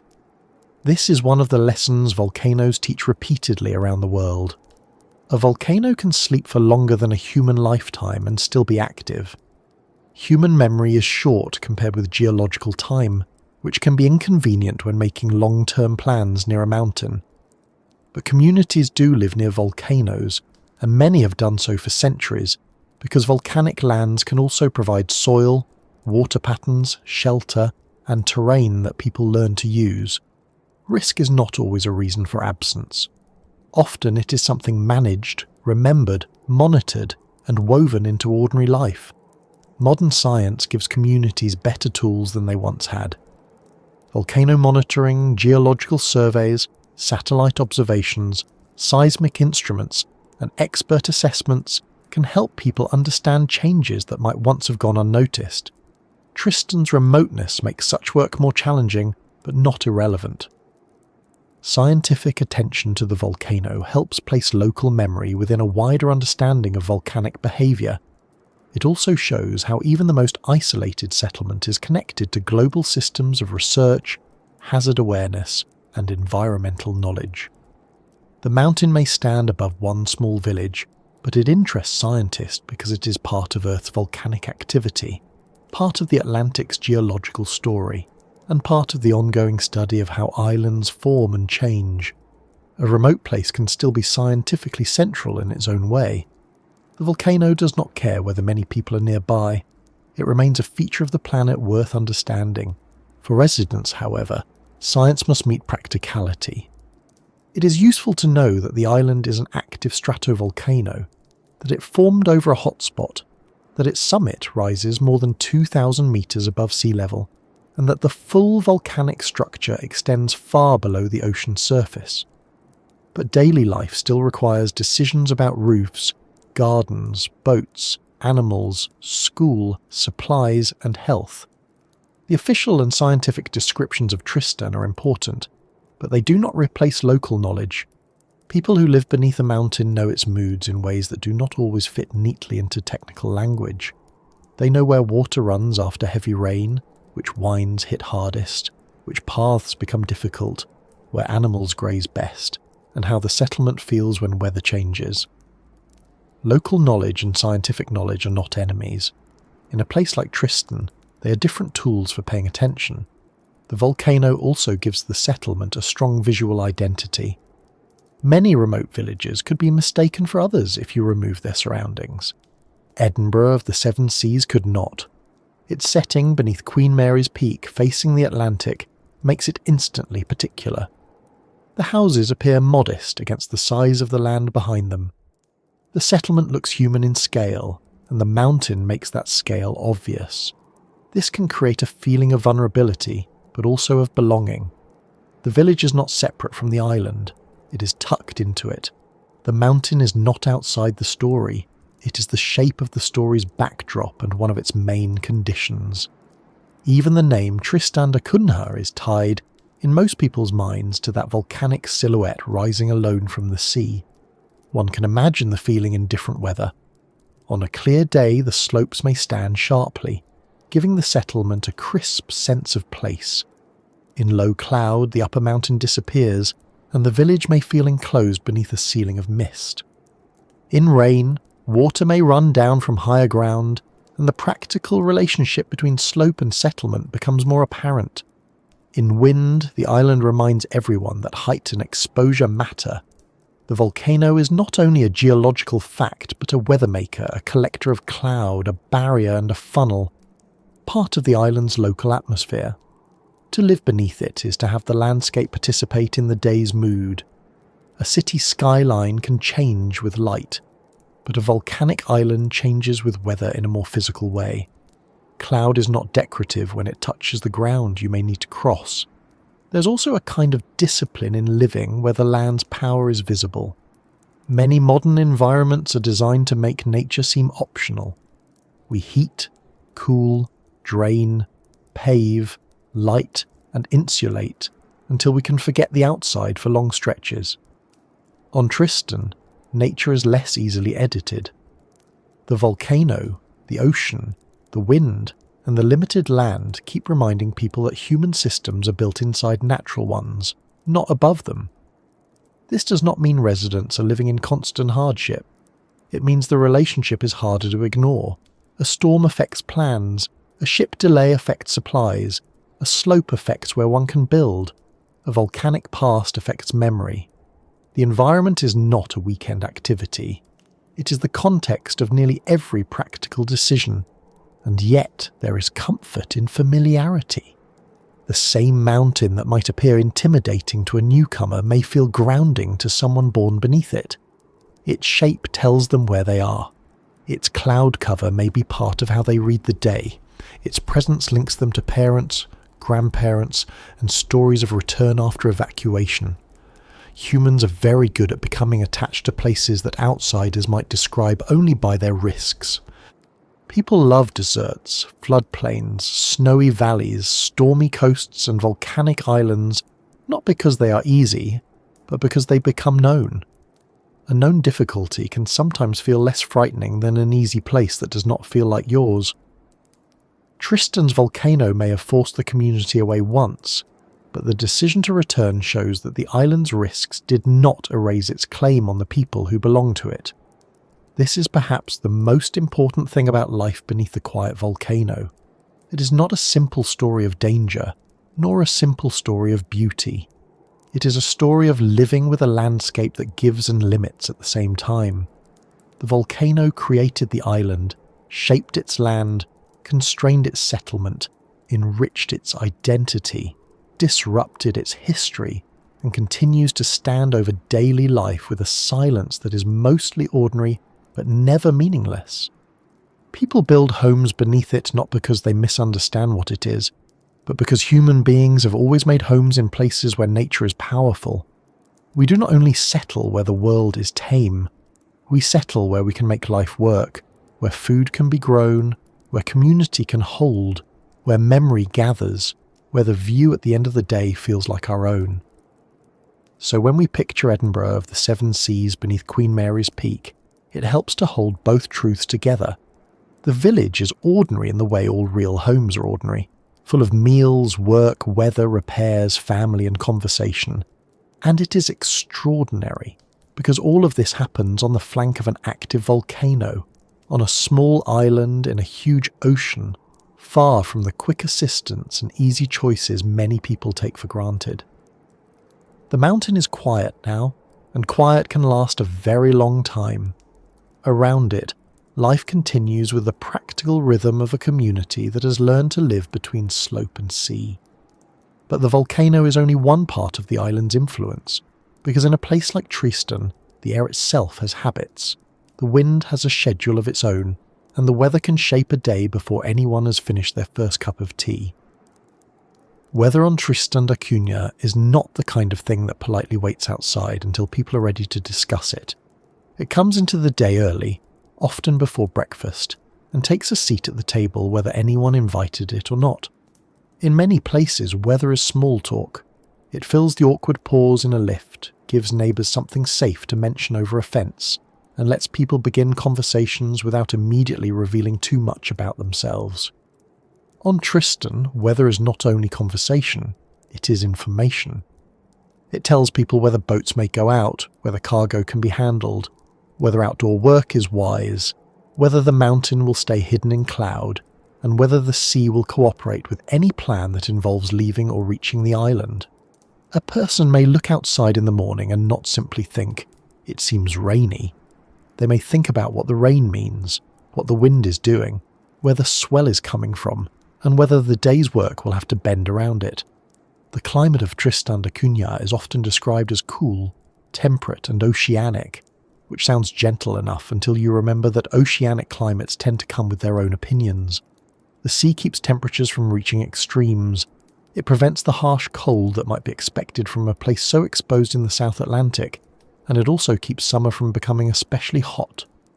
At the settlement, the average annual temperature is mild, around 15 degrees Celsius, and frost at sea level is not a normal part of life. That may sound comfortable, and in temperature alone it often is, but temperature is only one small part of how weather feels.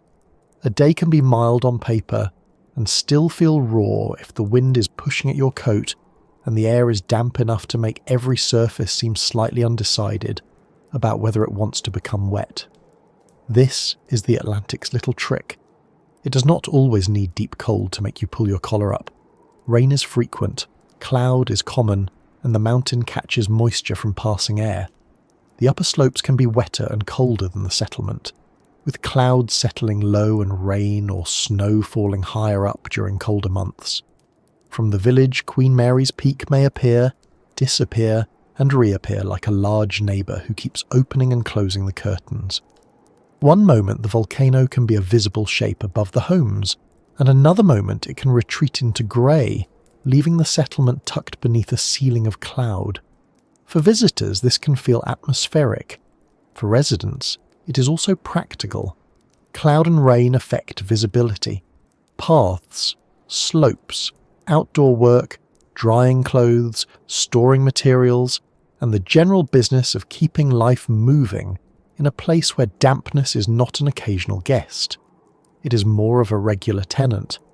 In a city, persistent rain may mean umbrellas, delayed buses, wet shoes, and a collective feeling of mild injustice.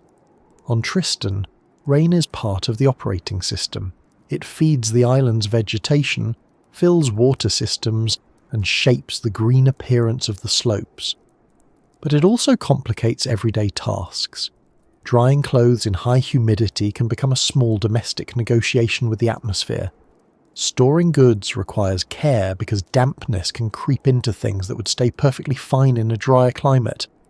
Metal, wood, fabric, paper, and machinery all have their own responses to salt air, wind, and moisture, and very few of those responses are helpful.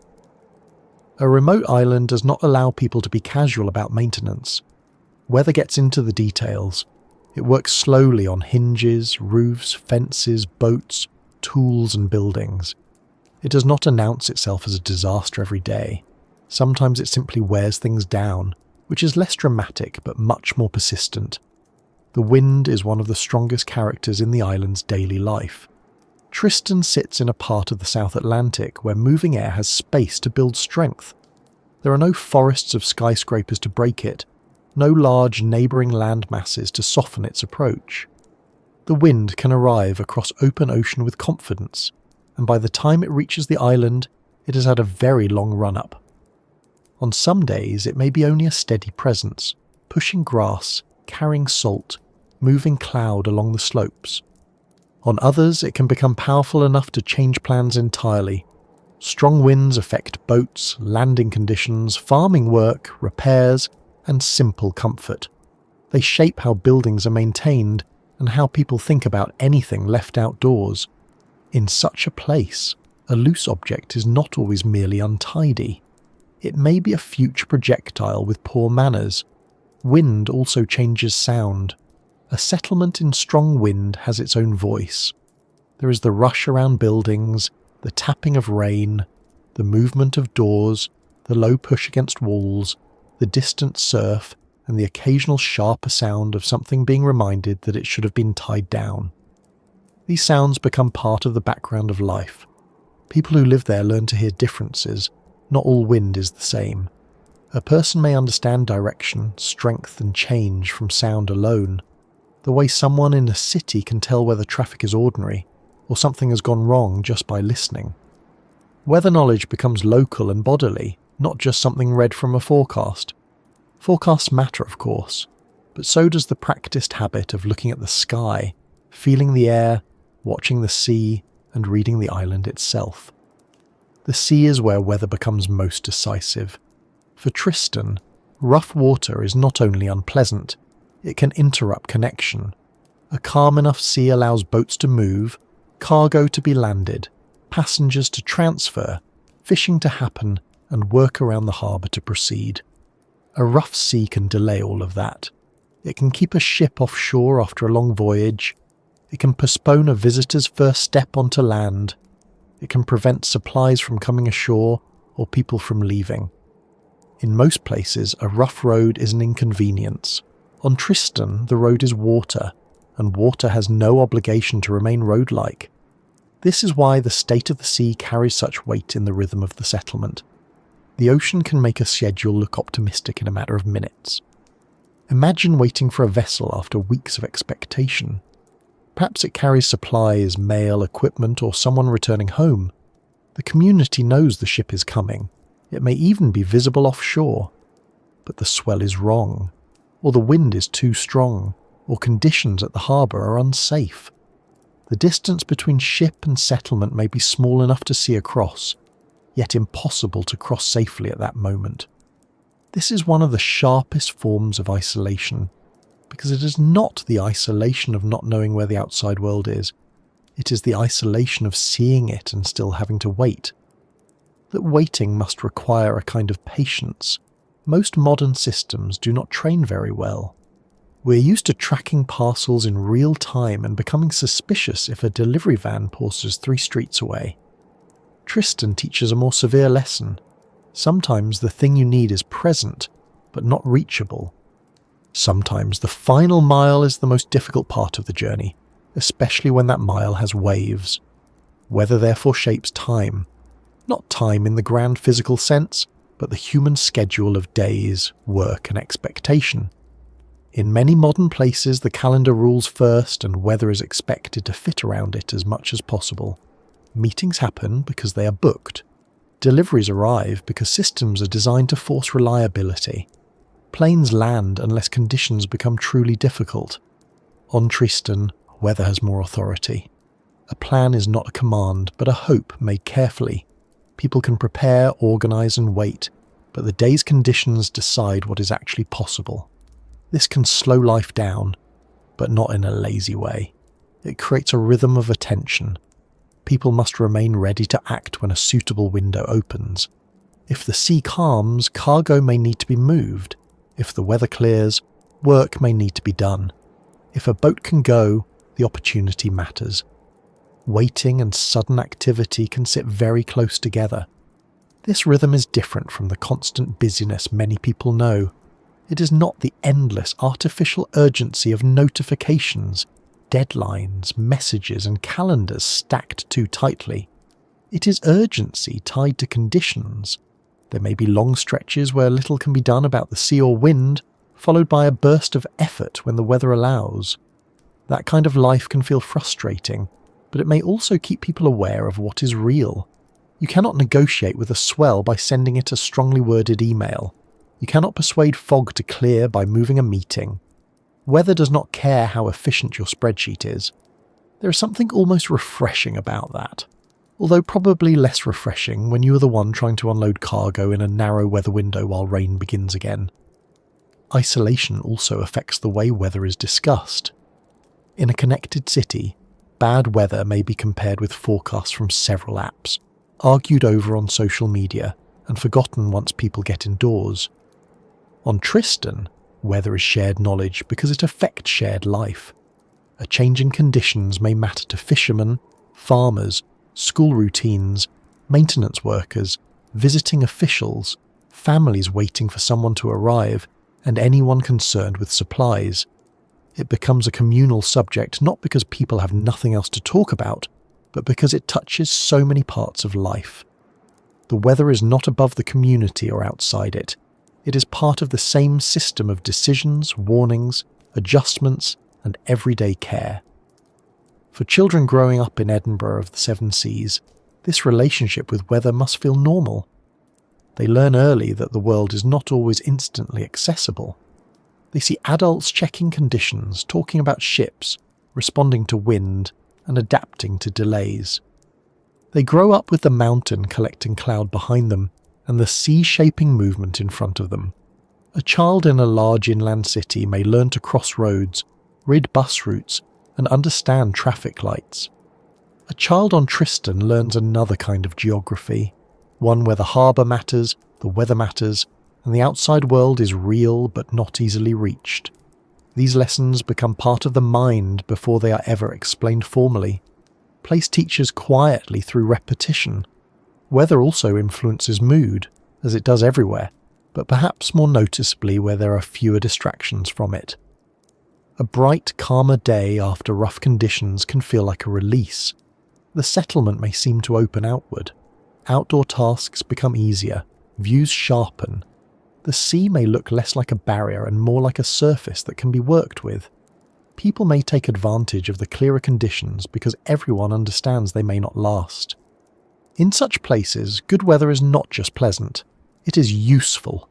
It can be a chance to repair, move, fish, visit, land, load, or simply breathe a little more easily outdoors. Sunshine has practical value as well as emotional value. It dries, warms, reveals, and reassures. Bad weather, meanwhile, can make the island feel smaller. Cloud lowers, wind presses, rain repeats, and the sea reminds everyone of the distance beyond it. This does not mean people sit indoors in gloom, staring at walls like characters in an old novel waiting for a mysterious letter. Life continues. Meals are cooked, work is done where possible, school carries on, repairs are planned, conversations happen, and ordinary domestic noise fills the day. But weather can narrow options. It can turn attention inward. It can make the settlement feel more enclosed between mountain and ocean. In a remote village, enclosure has a stronger psychological edge because people already know how far away everything else is. The weather does not create isolation by itself. It makes isolation more visible, and yet there is comfort in being adapted to a place. People who have lived in exposed climates often develop a practical ease around conditions that would make visitors uneasy. They know which weather is truly worrying and which is merely inconvenient. They know how to dress, how to secure things, how to plan around dampness, how to wait for the sea, and how to use the calmer intervals. Outsiders may experience every gust as notable. Residents may barely mention it until it crosses a certain threshold. This is one of the differences between visiting and belonging. A visitor notices the weather as an event. A resident understands it as part of the pattern. The buildings of the settlement show that adaptation. They must stand up to wind, moisture, and salt air. Roofs, windows, walls, and doors need ongoing care. Paint and materials do not last forever under Atlantic conditions. A structure in such a place is never simply finished. It is maintained, watched, patched, and repaired. The same is true of boats, vehicles, fences, and machinery. Weather creates work after the storm has passed. It leaves behind tasks. Something has loosened, rusted, shifted, leaked, or worn faster than expected. In a city, maintenance can be outsourced quickly. On Tristan, local skill matters, because help is far away and supplies may take time. A person who can fix things is valuable everywhere. On a remote island, that value becomes very easy to see. The natural world around the village is also arranged by weather. The grasses, the slopes, the birds, the marine life, and the patterns of growth all belong to a cool, wet, windy island environment. The landscape is green because moisture is frequent. The ocean is productive but not always accessible. Seabirds use the winds with an elegance that can make human beings look rather clumsy, particularly when leaning into a gale with a bag of groceries. Plants adapt to exposure. Animals follow their own rhythms. The whole island responds to air and water in a constant exchange. Weather is not only something that happens above the land, it is part of what makes the land look and function as it does. For anyone imagining the island from far away, it is important not to confuse mild temperatures with easy conditions. Tristan is not a frozen outpost, nor is it a tropical paradise. It is something else. A cool maritime place where dampness, wind, cloud and rapid changes define comfort more than the thermometer alone. The air can be gentle one moment and forceful the next. A day can offer brightness and rain in close company. The mountain can be clear after breakfast and hidden by lunch. Weather does not always move in neat chapters there, if one may use the word only in the most ordinary sense of weather changing its mind. It is more like a conversation with interruptions.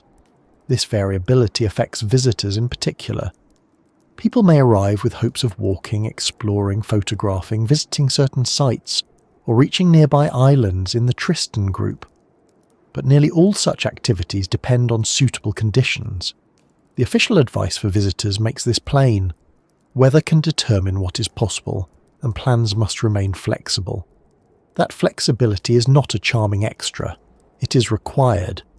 A person who arrives with a rigid itinerary may discover that the South Atlantic has not read it, and if it has, it was unimpressed. On Tristan, the best approach is probably to think of plans as intentions rather than promises. The island may offer what you hoped for. It may offer something else. It may offer a lesson in patience disguised as rain. For residents, flexibility is not a travel tip but a long-term habit. Ship schedules, fishing work, farming tasks, repairs, social events, and official business all exist under the influence of conditions. This does not mean life is chaotic, quite the opposite. Communities in difficult environments often become organised because they have to be. But the organisation includes room for adjustment. It accepts that not every variable can be controlled. There is a kind of maturity in that. Modern life often sells control as the highest good. Control the temperature, the route, the schedule, the delivery, the lighting, the entertainment, the inbox, the body, the future if possible. Tristan's weather offers a quiet correction. Control is useful, but attention may be wiser. You cannot control the wind, but you can learn what it means. The rhythm of isolation, then, is not just being far away. It is being far away in a place where weather decides when distance can be crossed. The island is not equally isolated every day. On a calm day with a ship at anchor and boats moving safely, the world feels more reachable. On a rough day with heavy swell and low cloud, the same distance feels larger. Isolation expands and contracts with conditions. This is a subtle but important point. Geography gives Tristan its remoteness, but weather adjusts how that remoteness is experienced. The map shows one distance. The sea creates many versions of it. This must shape the emotional lives of people who wait.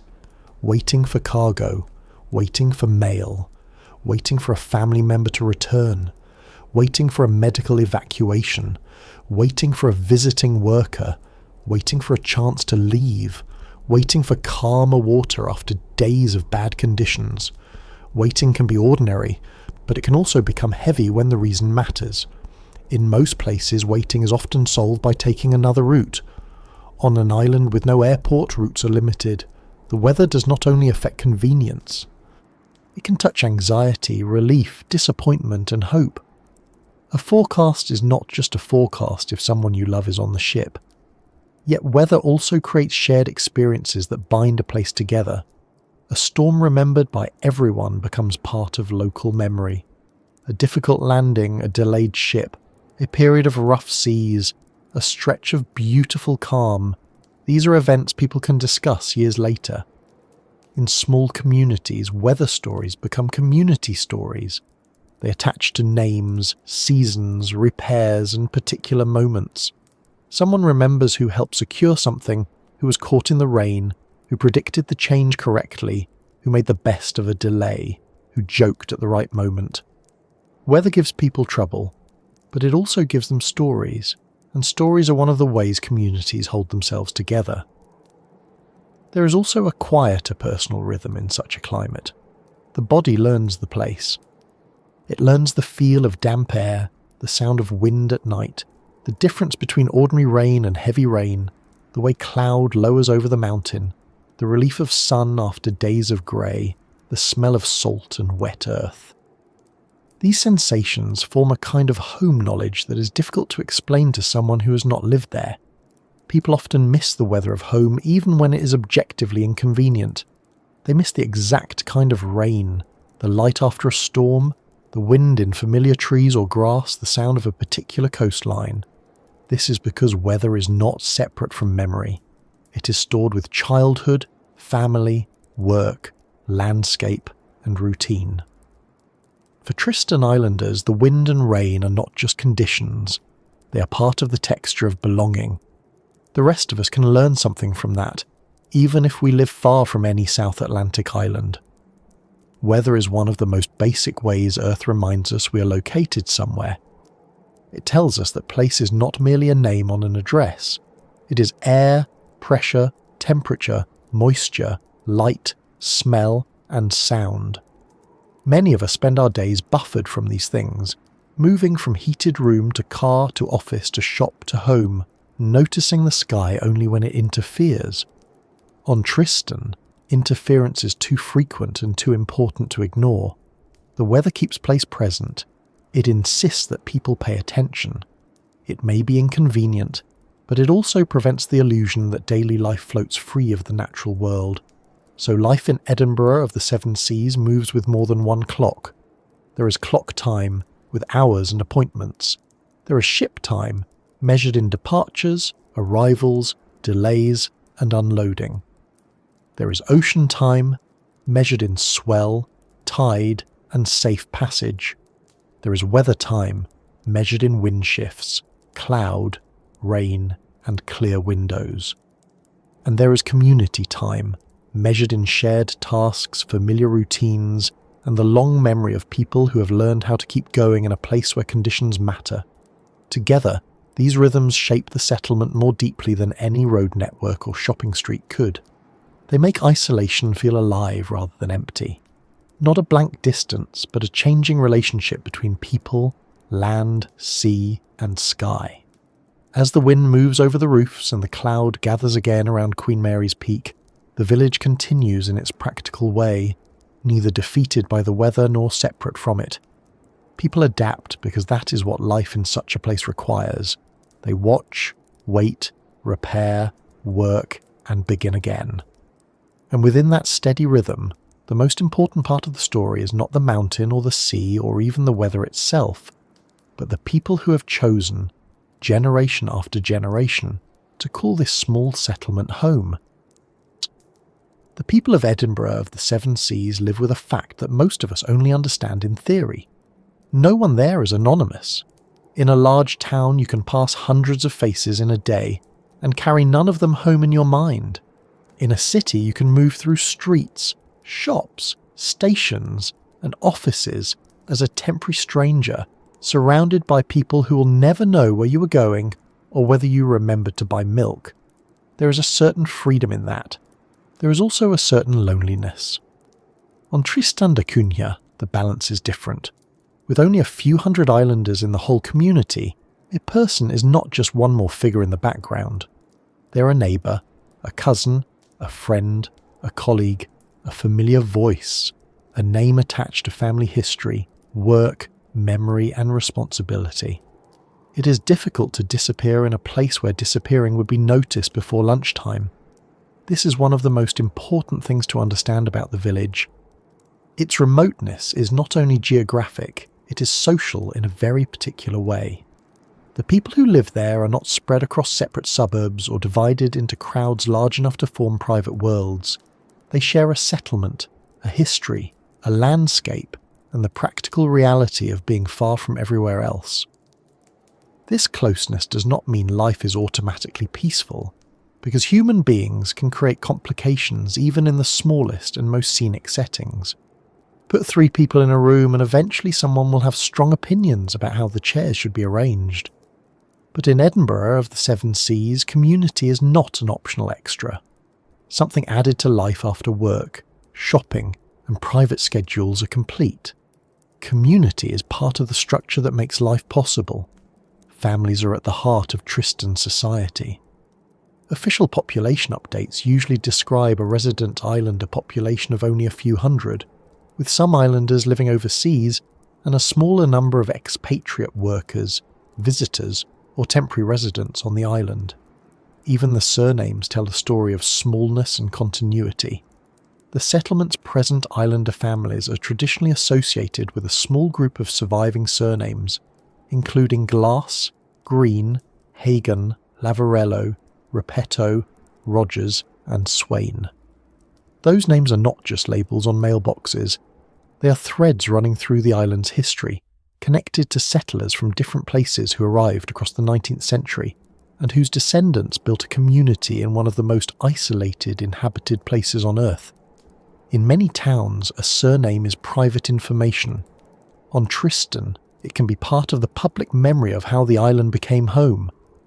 The first permanent settlers came in the early 19th century, after earlier explorers had treated the island as too rugged, too wet, too windy, and too difficult to become a settled home, which, to be fair, was not an unreasonable first impression. A steep volcanic island without a natural harbour, sitting alone in the South Atlantic, does not immediately shout, "Ideal location for long-term domestic comfort." It more quietly suggests, "Bring strong boots and adjust your expectations." Yet people stayed. Sailors, soldiers, shipwrecked men and later women from other islands and countries became part of a growing settlement. Over time, a community formed not because the place was easy, but because people found ways to make it workable. That distinction matters. Many human settlements begin with opportunity. Tristan began with stubbornness, necessity, skill, and the kind of hope that probably looks rather impractical until it succeeds for several generations. In a place this small, history is not distant. It does not sit behind glass in a museum, politely separated from ordinary life. It lives in family lines, local stories, inherited habits, place names, and the memory of events that shaped everyone. The 1961 volcanic evacuation, the return in 1963, changes in shipping, shifts in population, visits from vessels, medical departures, marriages, births, losses, repairs after storms and successful fishing seasons all become part of a shared timeline. A large nation can turn history into chapters in a textbook. A small island turns it into family conversation. Someone's grandfather remembered this. Someone's aunt was there when that happened. Someone's house stands near the place people still talk about. The past is not abstract when the whole settlement is small enough for memory to have addresses. This closeness can create a very strong sense of belonging. A child growing up in Edinburgh of the 7 Seas is not growing up in a crowd of strangers. They're growing up inside a network of people who likely know their parents, grandparents, cousins and family stories. There is security in that. If something happens, others know. If help is needed, people are not far away. If a celebration takes place, it belongs not only to one household, but often to the wider community. Birthdays, weddings, anniversaries, funerals, school events, church gatherings, and public occasions can carry a shared importance that may be harder to feel in a larger place. In a small population, one person's milestone touches many others. The community does not need to be told that life is interconnected. It can see the connections walking down the road. There is also responsibility in being known. In a city, privacy can be created by scale. You can have a bad day and vanish among other bad days. You can try a new habit, make a mistake, change your mind, or wear a questionable hat with some hope that no one will remember. On Tristan, personal life is naturally more visible. That visibility can be comforting when it brings care, but it can be demanding when a person wants space. Everyone in a small community must learn a careful art. The art of being close without being too close, involved without being intrusive, helpful without becoming a committee on someone else's breakfast choices. No community gets this balance perfect. The remarkable thing is that remote communities often have to keep trying, because the alternative is not simply moving across town and never seeing those people again. There is not much town to move across. Work in Edinburgh of the Seven Seas reflects the same blend of independence and shared dependence. The island has public roles, fishing-related employment, farming responsibilities, conservation work, maintenance tasks, administrative duties, education, healthcare, and the many smaller jobs that keep a settlement functioning. In a large city, work can be highly specialised. A person may spend years doing one narrow task inside an organisation so large that even the coffee machine has a departmental politics. On Tristan, versatility matters. People often need practical skills, patience, and a willingness to help beyond strict job descriptions. A remote village cannot always wait for a specialist to arrive from overseas, especially if the weather is being uncooperative and the required specialist is currently several thousand kilometres away eating airport food. Local competence is not a nice bonus, it is part of survival. This makes the community's knowledge especially valuable. Someone knows how to repair a machine, someone understands boats, someone knows the land. Someone remembers how a similar problem was solved years earlier. Someone can organise people quickly when cargo needs unloading, or weather creates a narrow opportunity. In cities, knowledge is often stored in institutions. On Tristan, much of it is stored in people. That can be efficient in a warm, human way, but also fragile. If a key person leaves, retires, or becomes ill, the community may feel the gap very directly. A small place depends not only on systems, but on individuals who carry skills, memories, and habits in their hands and heads. This is one reason education and training matter so much in isolated communities. Every skill learned locally strengthens the whole settlement. Daily life there is often described through its practical routines. Homes need care, animals need tending, potato patches need work, boats and equipment need maintenance, children go to school, people attend church services and community events. There are council responsibilities, communication with the outside administration, environmental management, health concerns, supply planning, and the ordinary household tasks that exist everywhere. The difference is that ordinary tasks sit inside unusual constraints. Grocery shopping, for example, is not the same concept when supplies arrive by ship and choice is limited. Repairing something is not the same when replacement parts may take months. Healthcare is not the same when local provision must be backed by evacuation or visiting professionals for more serious cases. Education is not the same when a small school serves a tiny population, and older students may have to think seriously about studying overseas. The shape of ordinary life is changed by distance. Young people on Tristan face questions that are both familiar and unusually sharp. Almost everywhere, young adults wonder who they are, what they want, where they belong, and whether home is a place to stay in or leave behind for a while. On Tristan, those questions come with the weight of geography. Leaving for education or work is not like moving to a neighbouring town and returning for weekends with laundry. It means crossing the ocean, entering a much larger society, adjusting to crowds, choices, noise, and unfamiliar systems. Staying means remaining in a close community with limited options but deep roots. Returning after time away means carrying new experiences back into a place shaped by long continuity. None of these choices is simple. The island asks young people to think about belonging in a way that many of us can postpone for years while drifting between rented apartments and pretending to have a 5-year plan. Older generations carry a different kind of importance. In a small community, elders are not simply people who have lived a long time. They're archives of local experience. They remember past storms, old methods, family links, land use, changes in shipping, the evacuation years, earlier forms of work, and the slow arrival of modern technology. Their memories can correct assumptions and preserve details that official records may not hold. A place like Tristan relies on this memory because so much of life has been shaped by adaptation rather than by written instruction. How did people cope when supplies were delayed? Who helped build or repair a particular structure? What happened during a difficult season? Which changes improved life and which arrived with complications attached? These are questions best answered by people who were there, or by those who heard the stories from someone who was.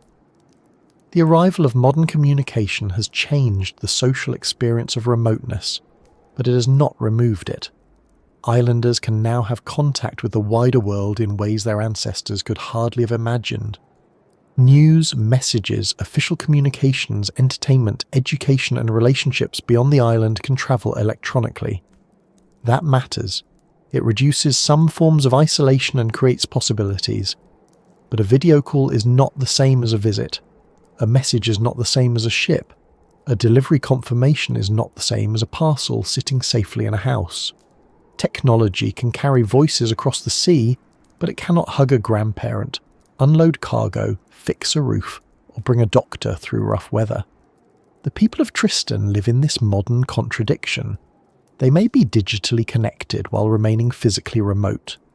The internet can make the world feel near in the evening, and the next morning the sea can remind everyone that near is a complicated word.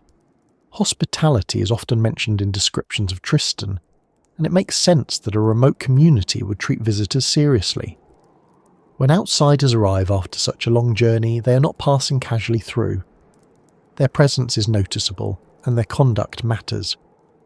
A visitor enters a small social space where respect is not optional. There is a famous warmth associated with island communities, but warmth should not be mistaken for unlimited access. The village is home, not performance. The people there are not characters placed conveniently for a traveller's story. They are hosts, workers, parents, children, elders, officials, neighbours, and individuals with their own routines. Good visitors understand this. They listen more than they assume. They ask before intruding. They remember that a remote place does not exist to satisfy outside curiosity, however gentle that curiosity may be. The same point applies to the way we, from far away, imagine the islanders. It is easy to describe them as hardy, resilient, close-knit or independent, and those words may all be partly true. But they can become flat if repeated without care. Real people are always more varied than adjectives. Some are practical, some funny, some quiet, some restless, some traditional, some eager for change, some deeply attached to the island, some uncertain about the future, and many probably all of these things at different times of day. A community is not a single personality. Even in a village of a few hundred, there will be different opinions, temperaments, hopes, frustrations, and ways of belonging. The small size of Tristan does not make its people simple. It only makes their interdependence more visible. One of the more interesting things about such interdependence is how it changes the meaning of individual choice. In a large city, a person's decision can often vanish into the crowd. On Tristan, choices may have clearer effects. Taking a job, leaving the island, returning, learning a skill, volunteering for a role, helping with a task, maintaining land, caring for animals, supporting a community event, all of these can matter beyond one household. This does not mean every action is heavy or solemn. People still live normal lives, make jokes, get tired, change plans, and occasionally avoid tasks with the creativity common to the species. But the scale makes contribution easier to see. In a small place, usefulness has a human face. If someone helps, people know. If something is neglected, people may know that too, which is less comfortable, but equally motivating. The island's political and administrative life also reflects its unusual scale. Tristan da Cunha is part of the British Overseas Territory of St Helena, Ascension, and Tristan da Cunha, with local governance structures that help manage island affairs. In such a small settlement, government is not distant in quite the same way it can be elsewhere. Decisions about infrastructure, conservation, transport, health, education, and development affect people personally and visibly. Public life is therefore not an abstract layer floating above society. It is woven into the same tight fabric as family and work. This can make decision-making difficult because disagreements do not disappear after meetings. People still see one another afterward, perhaps at the shop, the harbour, church, or along the road. Democracy in a very small place may require a special kind of politeness, or at least a good memory for when to change the subject. Religion and communal gatherings have also played a role in the settlement's life. Churches in remote communities often serve not only as places of worship, but as places of gathering, identity, and continuity. In a village where so much is shared, formal occasions help mark time. Services, weddings, funerals, seasonal events, and community celebrations give structure to the year and to the life cycle. They provide moments when the population comes together not just to work or solve problems, but to recognise belonging. In isolated places, these gatherings can carry extra weight because the community itself is one of the main sources of comfort, witness, and support. A wedding is not only a private event. A funeral is not only a family sorrow. A significant birthday is not only a number. Each one is part of the settlement's shared record. Food too has a social role. Growing, catching, preparing and sharing food in a remote place is not only about nutrition. It connects people to land, sea, season and household skill. Potatoes, fish, livestock, imported goods, preserved foods, and special items arriving by ship all belong to a local food culture shaped by availability. A meal may contain the story of the island's resources and the supply route in the same plate. In cities, food often arrives stripped of its journey. On Tristan, the journey is harder to forget. A fish may have come from nearby waters, a potato from island ground, a packaged ingredient from thousands of kilometres away by ship. The table becomes a quiet map of what the island can provide and what the ocean must bring. The people who call Edinburgh of the Seven Seas home also live with an unusual relationship to departure.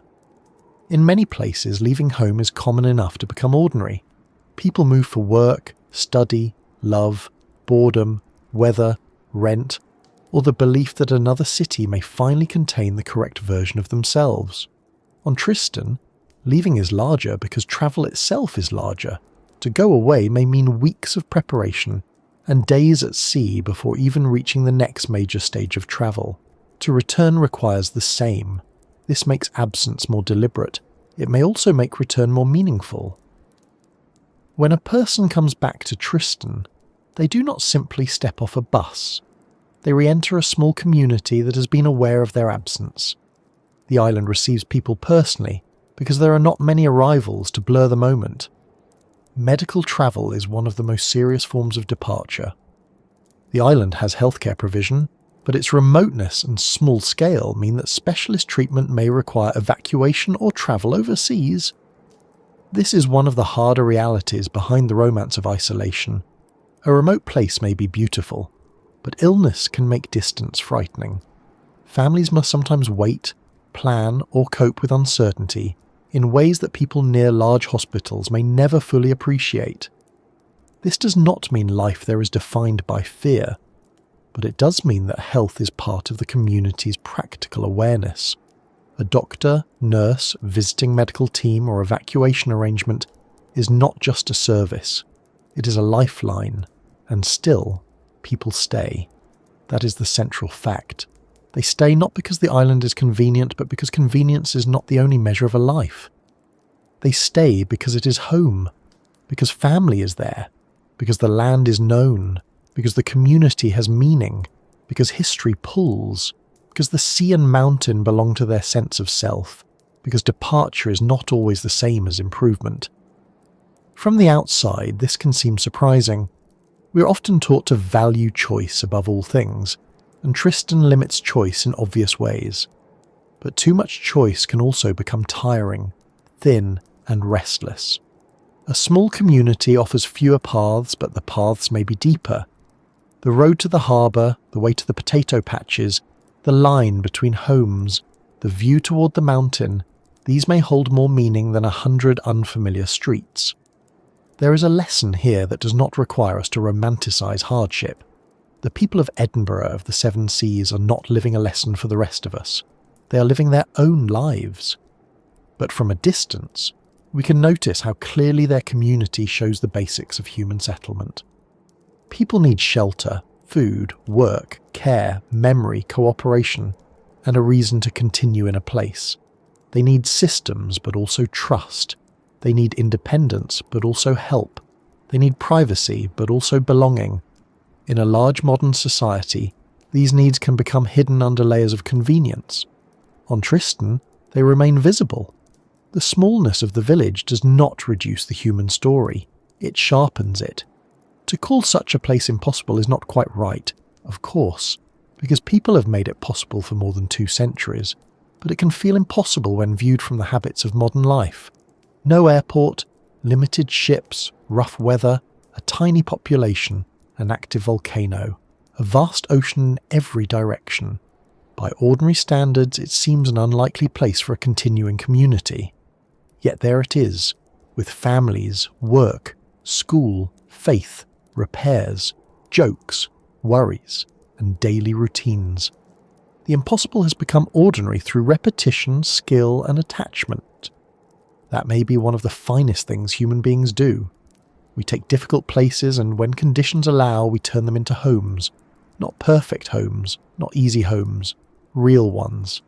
As evening settles over the settlement, one can imagine lights appearing in windows, the wind moving over roofs, the sea continuing its long conversation with the shore, and Queen Mary's Peak standing above it all in whatever amount of cloud the day has chosen. Inside the houses are people whose lives are connected in ways both comforting and complicated.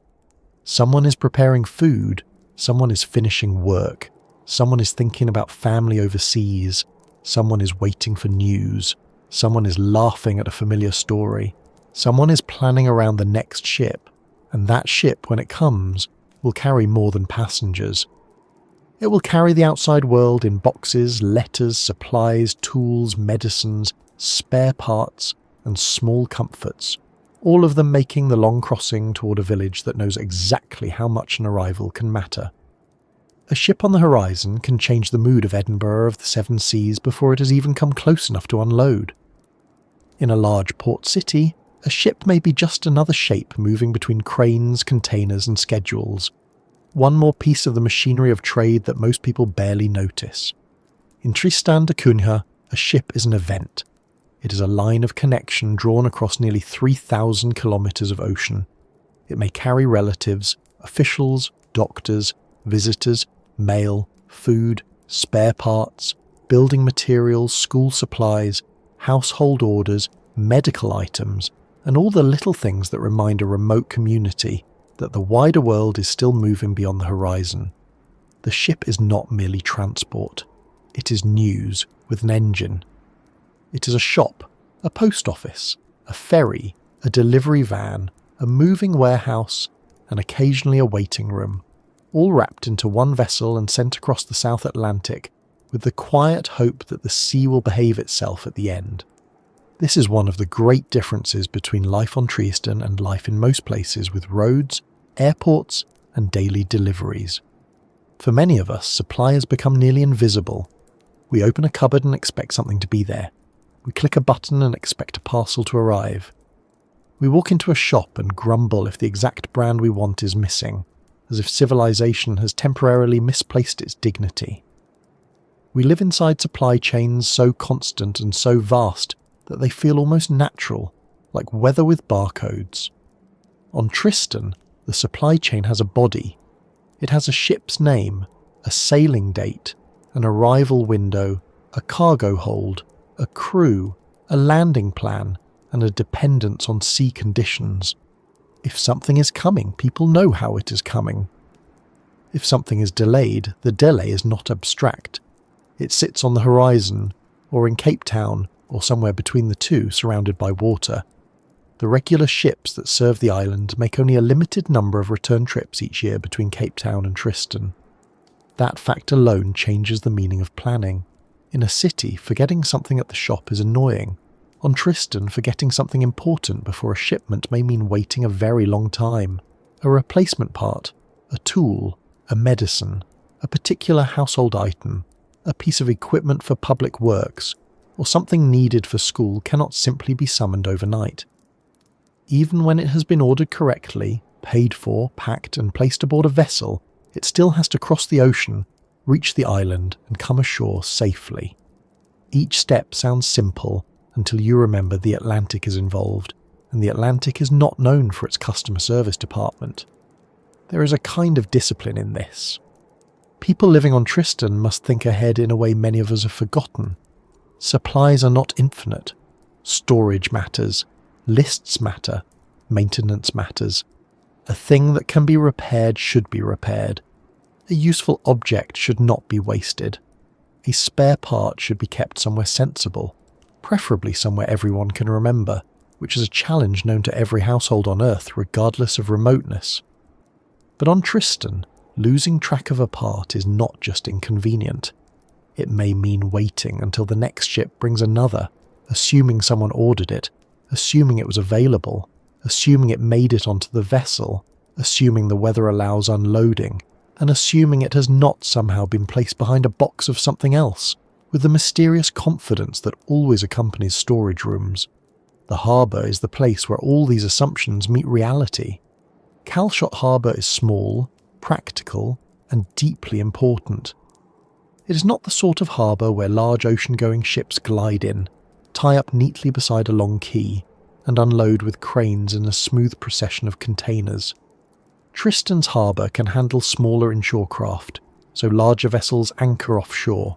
That means cargo and passengers must make the final part of the journey by smaller boats, rafts, barges, tenders, or helicopter when available and appropriate. This final transfer is sometimes the most delicate part of the whole journey. A ship can spend days crossing from Cape Town, arrive near Tristan, and still be unable to complete the work if the sea is too rough. The island may be visible, the settlement may be waiting, the boxes may be packed, the mail may be ready. And yet the ocean can look at the plan and quietly decline. That must be a strange kind of waiting, especially for those ashore. Imagine knowing that the ship has arrived after weeks or months of expectation. The vessel sits offshore, perhaps clearly visible from the settlement. People know what it carries. Someone may be waiting for a family member. Someone may be expecting a part needed for a repair. Someone may have ordered something ordinary that has become exciting simply because of the journey it took. A parcel that would be boring in a city can feel almost ceremonial in a place where it had to sail for nearly a week and then survive the judgment of the swell. Yet, until the transfer can happen safely, everything remains separated by a strip of moving water. It is not far in distance, it is far in conditions. For the people doing the unloading, a suitable weather window is not something to admire from indoors. It is a call to work. Cargo has to be moved efficiently when the opportunity appears. Boats go back and forth. People handle ropes, boxes, equipment, mail bags, fuel-related supplies, food, materials, and all the other practical cargo that keeps the settlement running. There is likely no room for the lazy fantasy that island life is mostly people gazing at the sea while holding mugs of tea. There may indeed be tea, because civilization has standards, but when a ship needs unloading, work comes first. A cargo day can be long, physical, and urgent in the most practical sense. The sea may remain kind for a while, or it may not. The faster and more carefully things come ashore, the better. Cargo does not arrive as a single category called supplies. It arrives as many different kinds of need. Food items that cannot be produced locally, household goods, parts for machinery, materials for public works, medical supplies, school resources, office items, tools, fuel and related necessities, personal orders, items for the shop, equipment for the fishing industry, replacement pieces for things that broke weeks ago, and have been waiting with the patience of the deeply inconvenient. Some cargo is essential, some is useful, some is comforting, some is long awaited in the small emotional way that only a parcel can be, especially when someone has spent months remembering what is inside it. In a remote place, the line between necessity and morale is not always clear. A spare part keeps a system working. A favourite treat, a book, a gift, or a small personal item can keep spirits lifted. Both matter. Mail has its own quiet importance. In the age of instant messages, letters may seem old-fashioned, almost decorative. But in remote communities, physical mail still carries a feeling that electronic communication cannot fully replace. A letter has travelled. It has crossed distance in a way that can be held in the hand.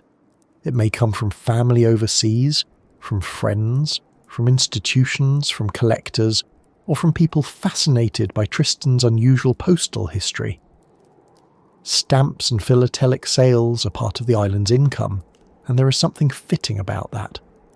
A remote island becomes known to the world through tiny printed squares that travel farther and more easily than most people ever will. A stamp from Tristan can reach a desk in Europe, America, Africa, or Asia, while reaching Tristan itself remains a serious undertaking. That is geography having a quiet joke with the postal system. For the shop and households, the rhythm of supply affects choice. In places with large supermarkets, abundance can become exhausting. There are 20 kinds of cereal, 15 kinds of toothpaste, and an entire aisle devoted to snacks that seem to have been invented during a committee meeting nobody enjoyed. On Tristan, choice is naturally narrower.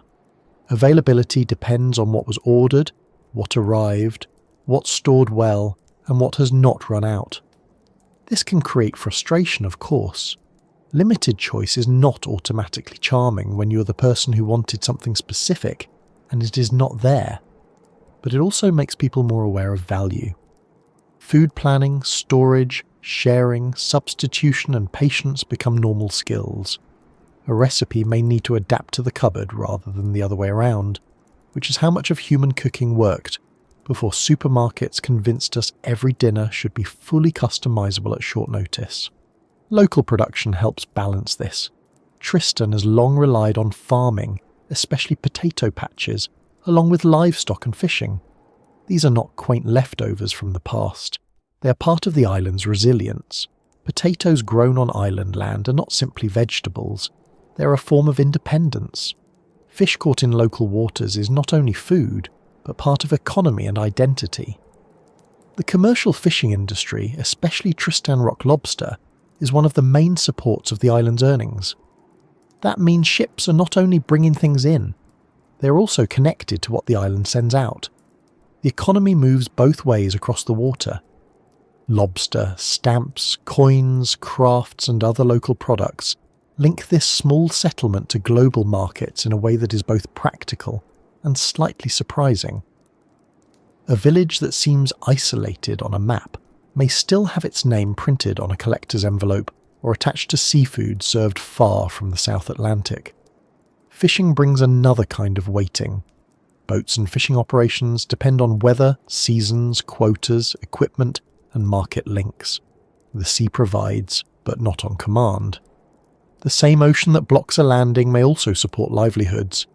This double role is one of Tristan's central facts. The sea is barrier and road, pantry and workplace, danger and opportunity. It can be generous, but never obedient. For fishing families and workers, this means patience is tied to income as well as daily routine.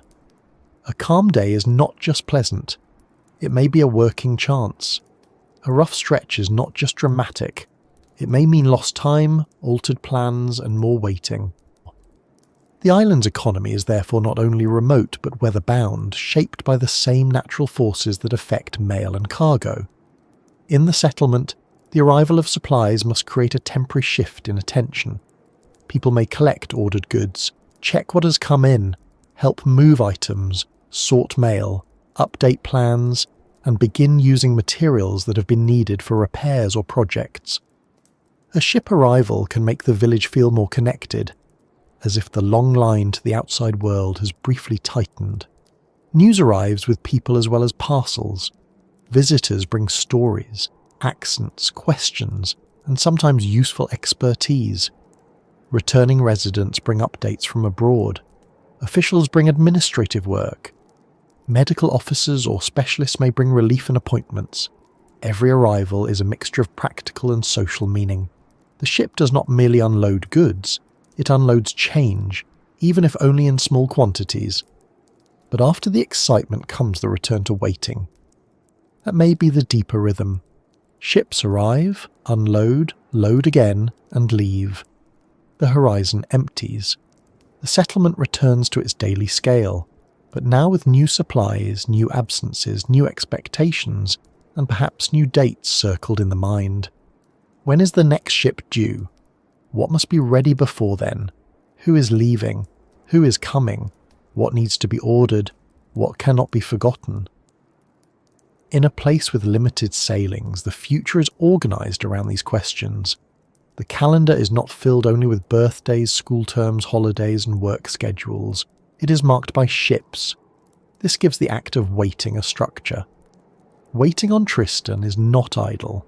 It is active, thoughtful, and often practical.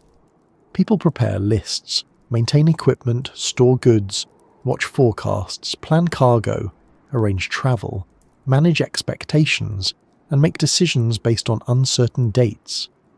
Waiting becomes part of competence. To wait well is to be ready when the chance comes. That is very different from the passive waiting many of us dislike, the kind spent in queues, traffic, customer service phone lines, or the mysterious state of being told that an update is installing and will take a few minutes. Tristan's waiting is tied to real conditions. It asks people to pay attention rather than simply endure. The waiting can also be emotional. If a loved one is coming home, the ship is not just a vessel. It carries a face. If someone is leaving for education, medical care, or work overseas, the ship is not just transport. It is separation. If someone is waiting for a medical supply or specialist, the delay is not merely inconvenient. It may carry worry. If a family has ordered something for a celebration, the ship's timing may decide whether it arrives before or after the occasion. These emotional layers make transport personal. In large systems, movement is anonymous. On Tristan, movement has names attached. People know who is aboard, what may be coming, what is needed, and why it matters. There is another kind of waiting connected with departure. Visitors may imagine that once they have reached Tristan, the hardest part is finished. But leaving also requires the right ship and the right conditions. A person may be due to depart and then find the sea has other thoughts. This can extend a stay beyond expectation.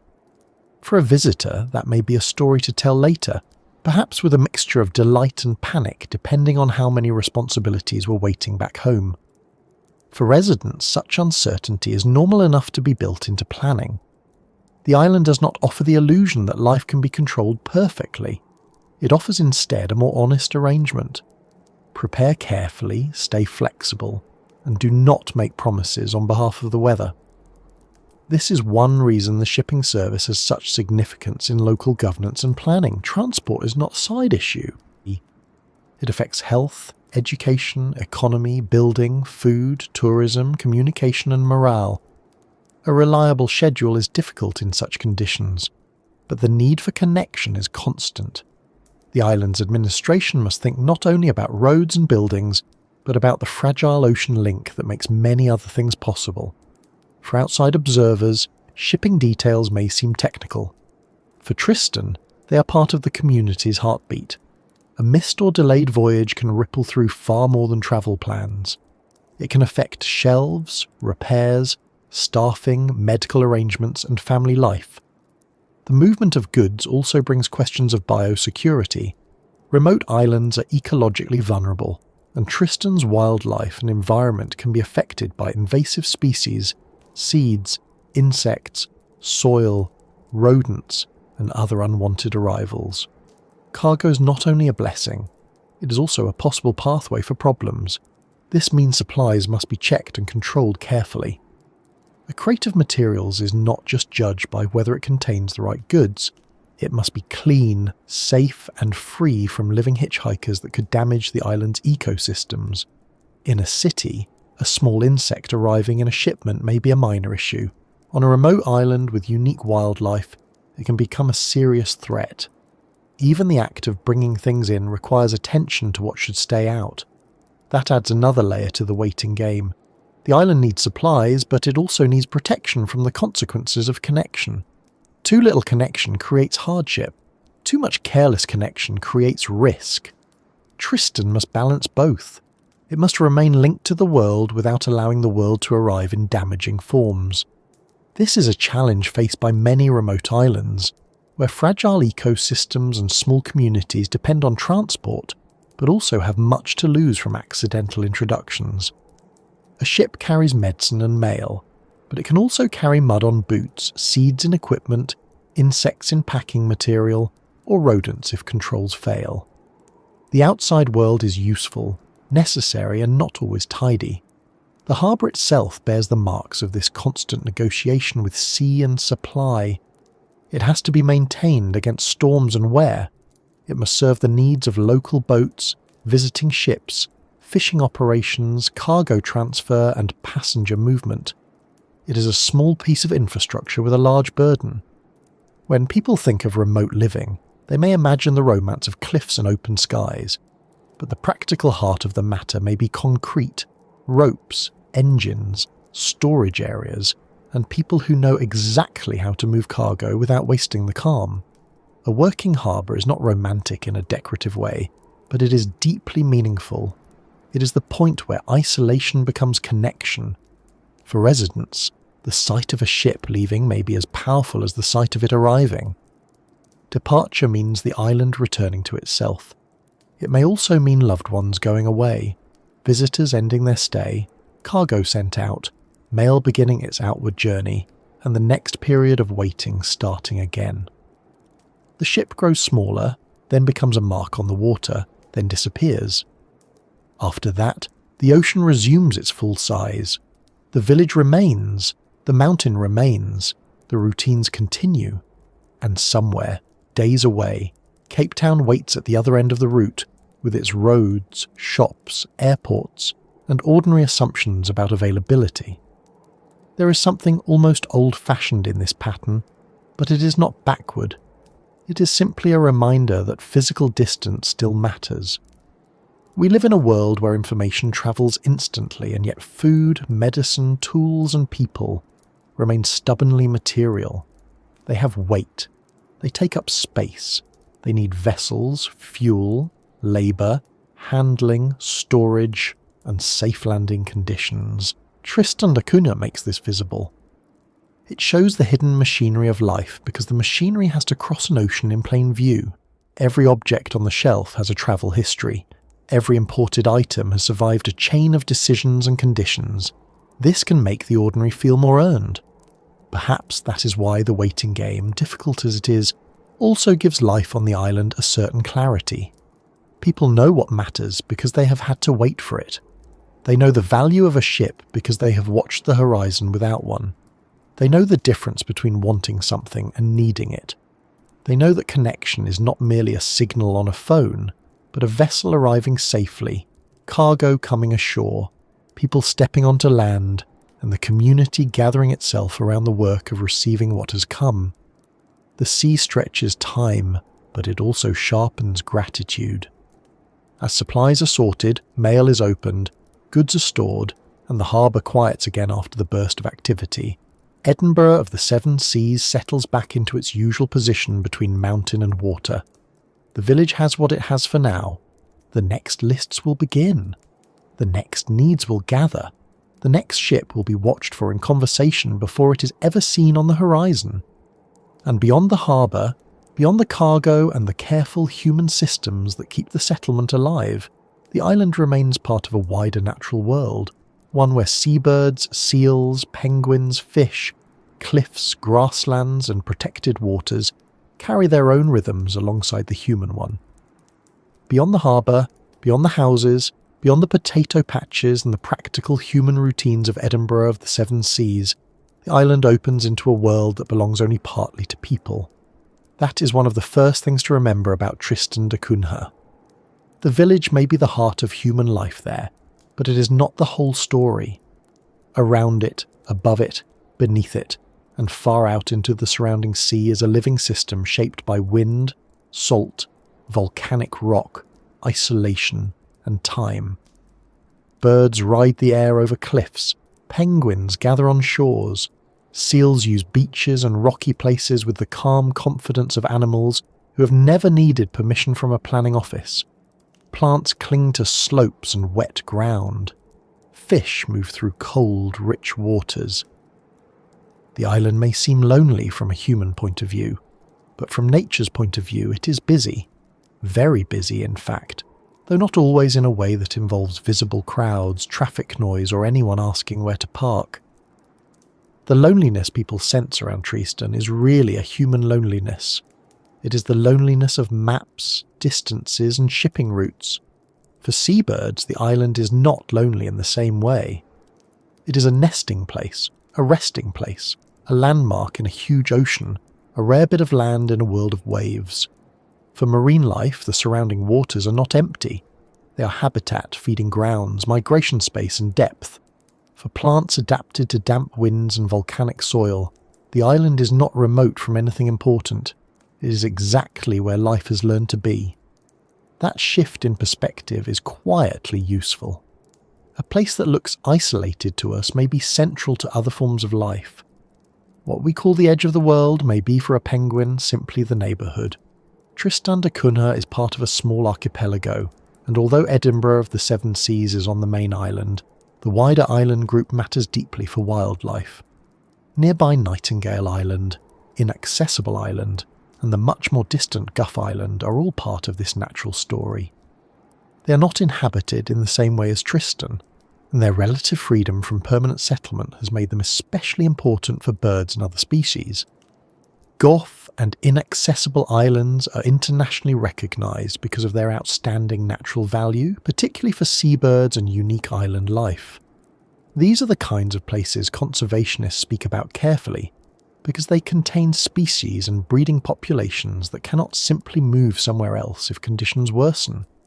An island species often has fewer backup plans than a continental one.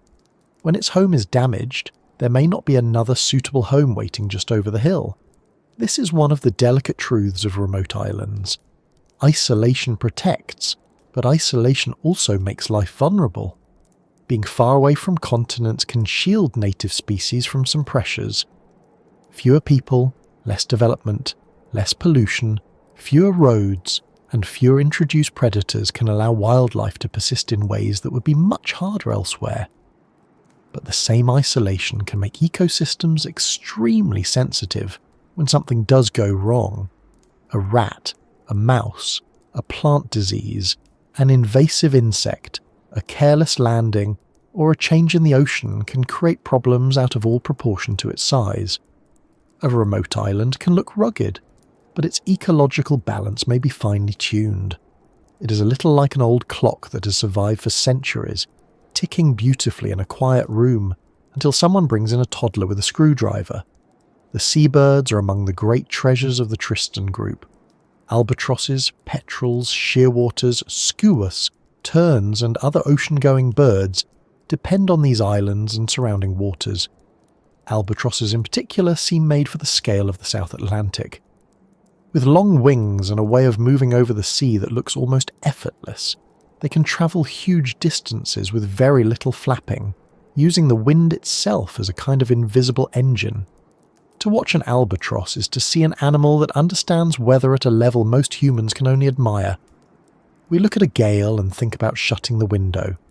The albatross looks at it and thinks, if birds may be allowed private opinions, that travel conditions are excellent. Yet albatrosses are not carefree symbols of wilderness. Many species around the world have been affected by longline fishing, plastic, changing ocean conditions, introduced predators at nesting sites and other human pressures. Tristan's islands are important for some rare and threatened species, including the Tristan albatross and Atlantic yellow-nosed albatross. These names sound almost literary, But the birds themselves are not ideas. They are living animals with nests, eggs, chicks, feeding journeys, failures and successes. A breeding colony is not just a mass of birds, it is thousands of individual attempts to continue life in a place where weather, food, predators, and chance all have a say. The northern rockhopper penguin is another species closely tied to Tristan's natural identity. Rockhopper penguins are smaller than the grand emperor penguins many people imagine when they hear the word penguin, and they have a rather expressive look, with bright crest feathers that make them appear both elegant and mildly annoyed. This is a useful expression for an animal that spends much of its life dealing with waves, rocks, and other penguins.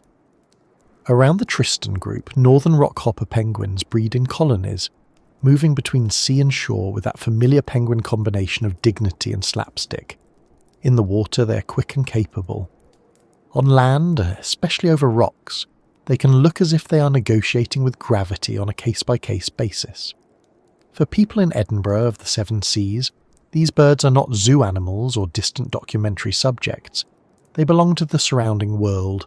Their presence connects the village to a much wider ocean ecosystem. Penguins feeding at sea rely on fish and other marine life. Their breeding success can reflect conditions in the ocean. Changes in food availability, climate, disease, or disturbance may affect them. A penguin colony is therefore not just charming, although it certainly is charming in the untidy way penguins specialise in. It is also an indicator of environmental health. The same is true of seabirds more broadly. Their lives link land and sea, turning the invisible condition of the ocean into visible activity on the shore. Seals also form part of this natural world. Fur seals and elephant seals use islands in the Tristan group, and their numbers and behaviour connect the land to the surrounding marine environment. A seal hauled out on a beach can look deeply relaxed, as if it has discovered the secret to life, and that secret is lying heavily on a rock. But seals are also powerful marine mammals, shaped for cold water, diving, feeding, and breeding, in places that can be rough and remote. They remind us that the ocean around Tristan is not only a barrier between humans and the rest of the world, it is a habitat in its own right, full of animals adapted to conditions that would make most of us immediately request a warm room and a biscuit. The waters around Tristan are particularly significant because they are relatively pristine compared with many heavily used marine areas. The Marine Protection Zone established around the archipelago protects a vast area from extractive activities, creating one of the largest protected marine zones of its kind in the Atlantic. That protection is not just a badge for a brochure, it is a management choice with real consequences. It helps safeguard feeding areas, deep-sea habitats, seamounts, fish populations, seabird foraging zones, and marine mammals. In a world where many oceans are heavily fished, mined, polluted, and warmed, a large protected area around a remote island group is not a luxury. It is a kind of insurance for life that cannot speak in meetings, but is very much affected by the decisions made there. This protection also shows something important about the islanders themselves. Conservation on Tristan is not only imposed from outside by distant organisations with glossy reports and complicated acronyms. The Tristan community has played an important role in supporting protection for its waters and wildlife. That matters because conservation works best when local people are part of it, especially in a place where the people living there understand the land and sea through daily contact. A remote community may be small, but its decisions can have global environmental significance. A village of a few hundred people can help protect an ocean area larger than many countries. That is quite a thought. It is also a useful correction to the idea that only large nations, large cities, or large institutions can matter. Sometimes a tiny settlement beside a harbour has a voice that reaches across the Atlantic. Of course, conservation on Tristan is not simple. The island economy relies in part on fishing, especially the carefully managed Tristan rock lobster industry. People need livelihoods, income, food, and a functioning community. Wildlife protection cannot mean pretending that humans are not part of the system. The challenge is balance. Some areas are protected from extraction, while inshore fishing zones are managed so that local economic activity can continue. This is a more honest picture than the usual false choice between people and nature. Edinburgh of the Seven Seas is not a city trying to dominate a wilderness, nor is it a wilderness without people. It is a settlement embedded in a living environment, trying to manage use and protection in a place where both are necessary. The land around the settlement has its own quieter forms of life. Grasses, ferns, mosses, lichens and other plants make use of the island's wet, windy conditions. The vegetation may not have the dramatic height of a tropical forest, or the bright display of a flower garden designed to impress visitors, but it is adapted to its place. Island plants often have stories as interesting as animals, though they receive fewer dramatic soundtracks. Some are endemic, meaning they exist naturally only in that island group or even on particular islands. Endemism is common on remote islands, because isolation allows species to evolve separately over long periods. Over time, a plant or bird becomes not merely a member of a widespread family, but something local, specific and irreplaceable. The more isolated the island, the more distinctive life can become. This distinctiveness is also what makes invasive species such a serious threat. On many oceanic islands, native birds evolved without mammalian predators such as rats, cats or mice. Some nested on the ground, some lost the ability to fly, some had no reason to develop defences against animals they had never encountered. When invasive species arrive, the results can be devastating. In the Tristan group, conservation work has paid particular attention to the impact of introduced species on native birds and plants. Guff Island, for example, has faced serious problems from invasive house mice that attack seabird chicks. This sounds almost unbelievable when first heard, because mice are small and seabird chicks can be large. But ecological damage is not always done by the biggest animal in the room. Sometimes it is done by the one that should never have been in the room at all. Biosecurity is therefore a major part of protecting the island group. Every ship, every cargo movement, every visitor, every piece of equipment can potentially carry unwanted organisms. Seeds in mud, insects in packaging, rodents on vessels, soil on boots, plant material in cargo, all of these can matter. This gives the practical routines of shipping another environmental layer. Bringing supplies safely to a remote settlement is not only about getting goods ashore without them falling into the sea, though that is also a worthy goal. It is about making sure the outside world does not arrive in harmful miniature forms. A remote island's defence may depend on inspections, cleaning, traps, awareness, and people taking small precautions seriously. Conservation sometimes looks like heroic fieldwork among seabirds. Other times it looks like checking a box carefully and cleaning a boot, which is less glamorous but often just as important.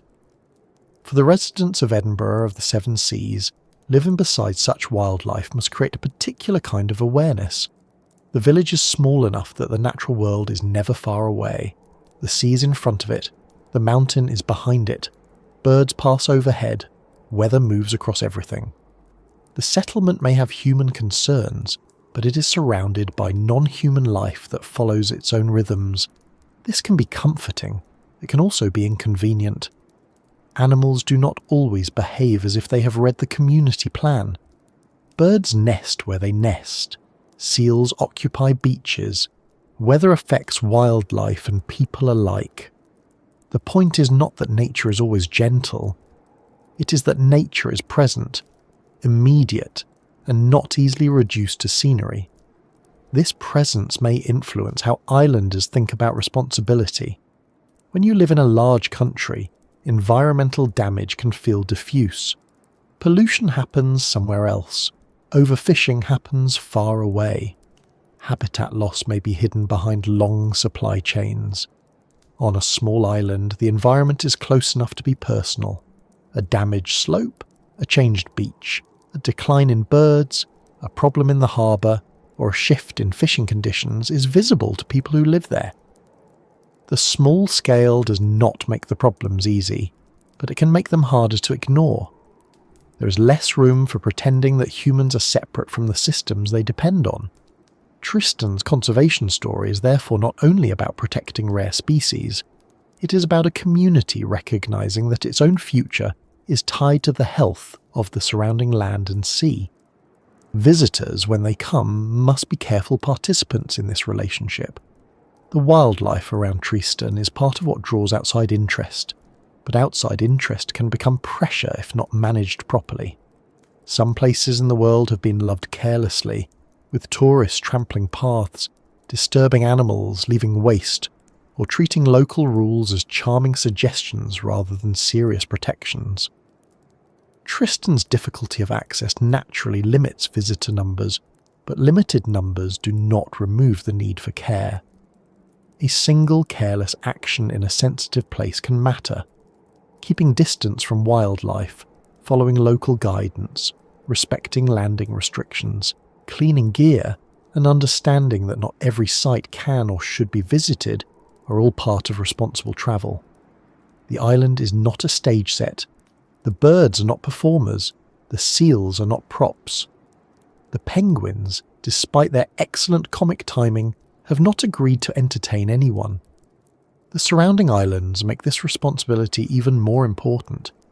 Inaccessible Island, as its name rather efficiently explains, is not easy to land on. It is known for rare birds and its wild, difficult terrain. Guff Island, far to the south-southeast of Tristan, is one of the world's great seabird islands, and also the site of a weather station, but it remains extremely remote and tightly managed. These outer islands may seem distant even from Edinburgh of the Seven Seas, which is already remote by any normal standard. Yet they are part of the same ecological story. The village is the human doorstep of an archipelago whose natural value extends far beyond the settlement itself. The people living on Tristan are neighbours not only to one another, but to some of the Atlantic's most important wildlife habitats. There is something striking about that arrangement. A person can stand near the village, perhaps within sight of homes, the harbour, and the cultivated land, and know that beyond this small human space lies an enormous protected seascape, and islands where birds breed in numbers difficult to imagine.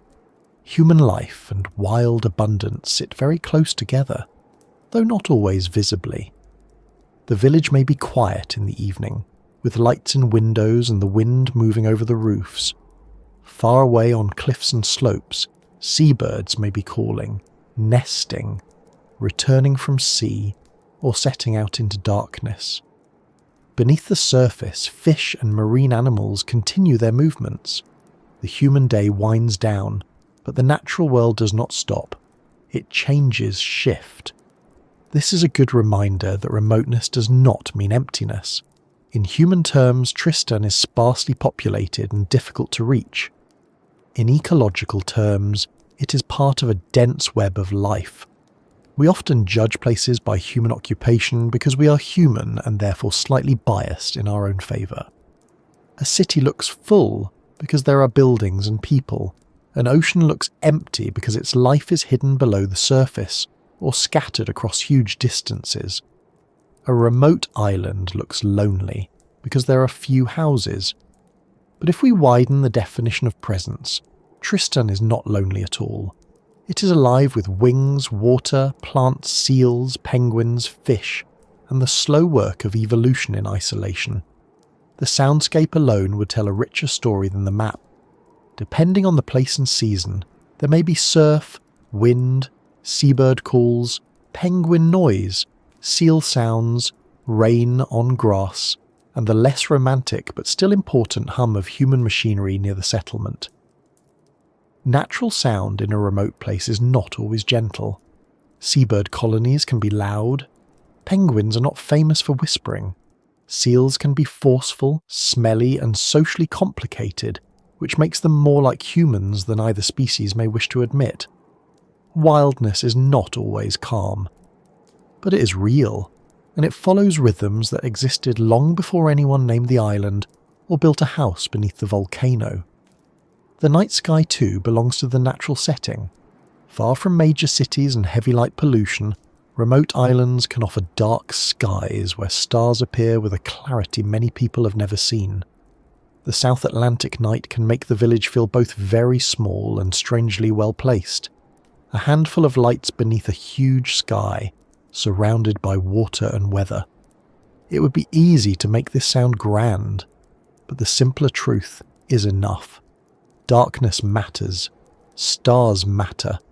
The absence of constant artificial brightness changes how a place feels after sunset. For wildlife, darkness can also be important, especially for seabirds that may be confused by lights.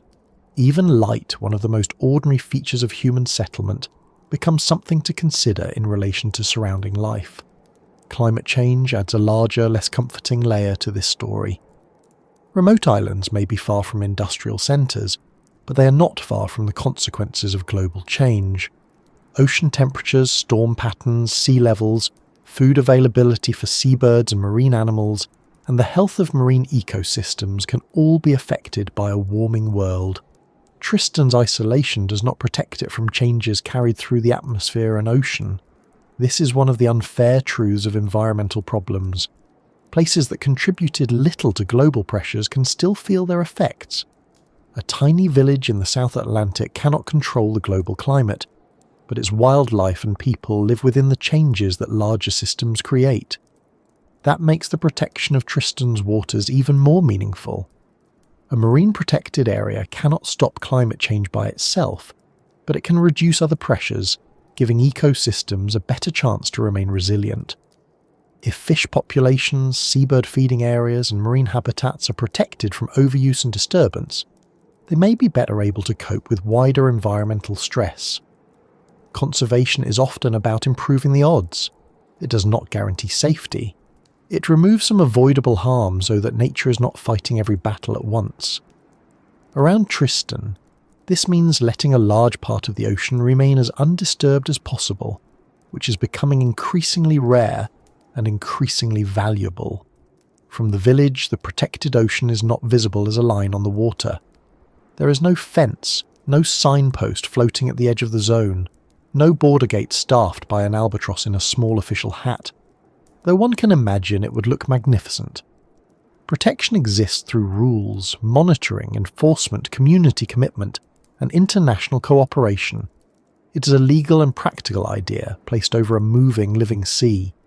That may sound abstract, but it has real effects. Ships can be tracked. Fishing activity can be regulated. Sensitive areas can be managed. Conservation staff and partners can study species and habitats. A remote island community becomes connected to satellites, research vessels, data, and global conservation networks, all in service of protecting a place that still feels far beyond the ordinary reach of the world.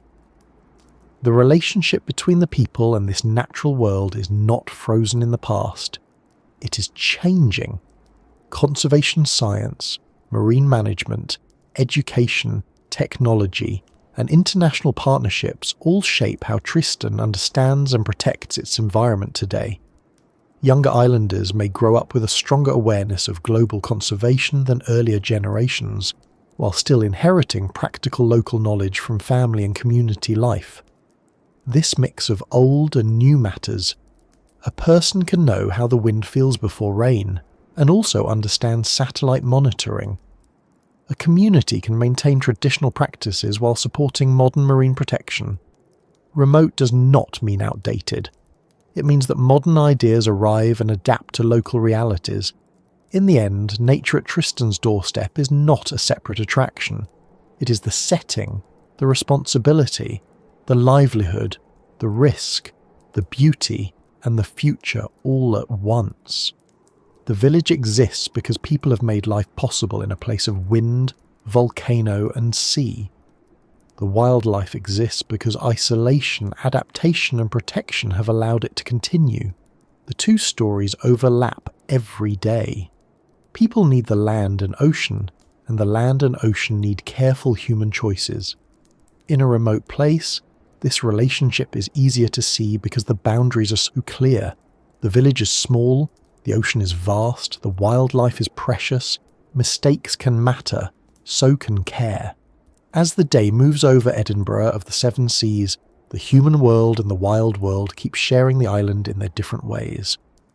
A boat may move near the harbour while seabirds pass overhead. A child may walk home while cloud lowers over the mountain.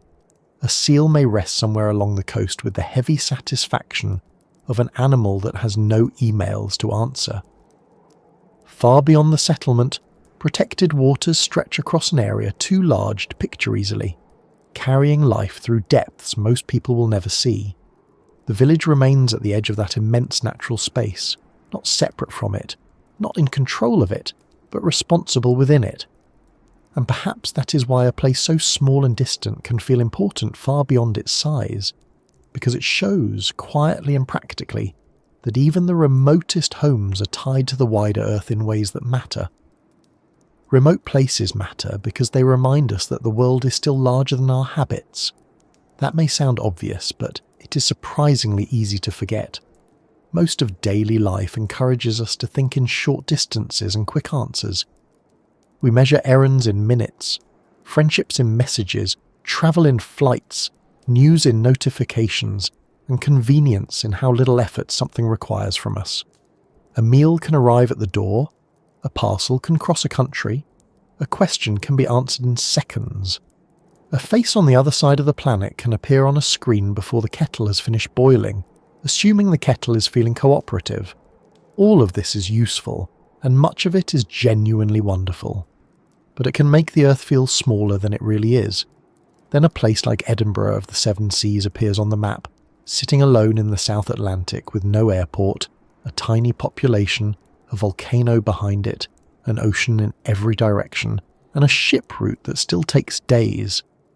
Suddenly, the planet stretches back to its proper size. That stretching is valuable. It corrects the strange modern illusion that everything is nearby, if only we have the right app. Tristan da Cunha shows that connection is not the same as easy access. A message may travel instantly, but a person still has to cross the sea. Information can move without weight, but food, medicine, tools, fuel, building materials, and spare parts remain stubbornly physical. They need ships, crews, cargo holds, weather windows, harbour work, and safe landings. The village reminds us that the material world has not disappeared just because the digital world moves quickly. Underneath every convenient system are roads, ports, farms, vessels, cables, warehouses, power lines, weather forecasts, and people doing practical work. On Tristan, that practical work is easier to see because it cannot be hidden behind daily abundance. The distance makes the invisible visible. Remote places also matter because they show what community means, when it cannot be treated as a lifestyle choice. In many larger places, community is something people look for after the rest of life has been arranged. They join clubs, attend events, volunteer, move into friendly neighbourhoods, or try to learn the names of people they have lived beside for 5 years without speaking to, which is a very modern kind of awkwardness. On Tristan, community is built into the structure of life. People share a settlement, a history, limited land, limited access, weather, ships, work, and the knowledge that help from outside may take time. That does not mean everyone agrees all the time or that life is free from tension.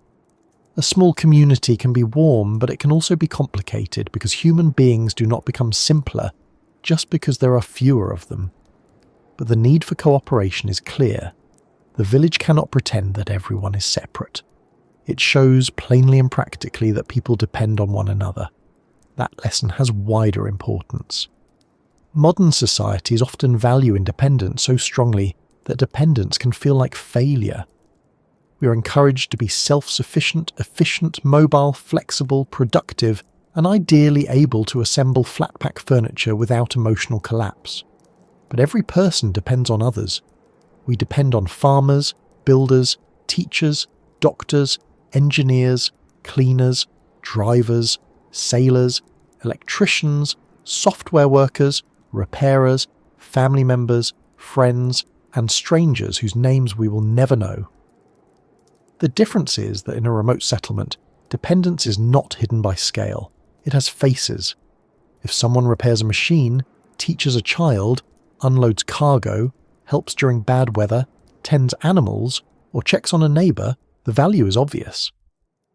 Edinburgh of the seven seas makes mutual reliance visible, and that is not a weakness. It is one of the oldest facts of human life. Remote places matter because they preserve different ways of solving problems. A large city solves difficulty through specialisation and abundance. If something breaks, someone can usually be hired. If one shop lacks an item, another may have it. If one road is blocked, another route may exist. If a person needs a specialist, there may be several within reach. A remote island cannot always solve problems that way. It must solve them through planning, repair, reuse, cooperation, patience, local skill, and careful timing. These are not outdated skills. They are increasingly important skills in a world that is learning, sometimes uncomfortably, that abundance is not guaranteed and that supply chains can be disrupted. A place like Tristan is not a relic. It is a living example of resilience, not the dramatic kind shouted about in motivational speeches, but the quieter kind that keeps a generator maintained, a roof repaired, a list prepared for the next ship, and a community ready when the weather briefly allows work to be done. The island also matters because it gives us a clearer view of limits. Limits are not popular in modern life. We prefer words like growth, expansion, access, opportunity, speed, and upgrade. Limits sound like inconvenience, but limits are part of reality, and pretending otherwise has not always served the planet well. Tristan is surrounded by limits that no one can ignore. The land is limited, the harbour is limited, the number of ships is limited, storage is limited, weather windows are limited, fresh supplies are limited, certain medical and educational services are limited, even visitor numbers are limited by transport and local capacity. These constraints can be hard, and it would be unfair to romanticize them from a comfortable room far away. But they also teach carefulness. They teach that not every desire becomes a demand. They teach that use must be balanced with maintenance, and that a community cannot endlessly consume what it cannot easily replace. That kind of thinking matters far beyond Tristan. The whole Earth is, in a sense, an island, though a very large one with better marketing. It has limits too. Fresh water, soil, stable climate, fisheries, forests, clean air, and biodiversity are not infinite.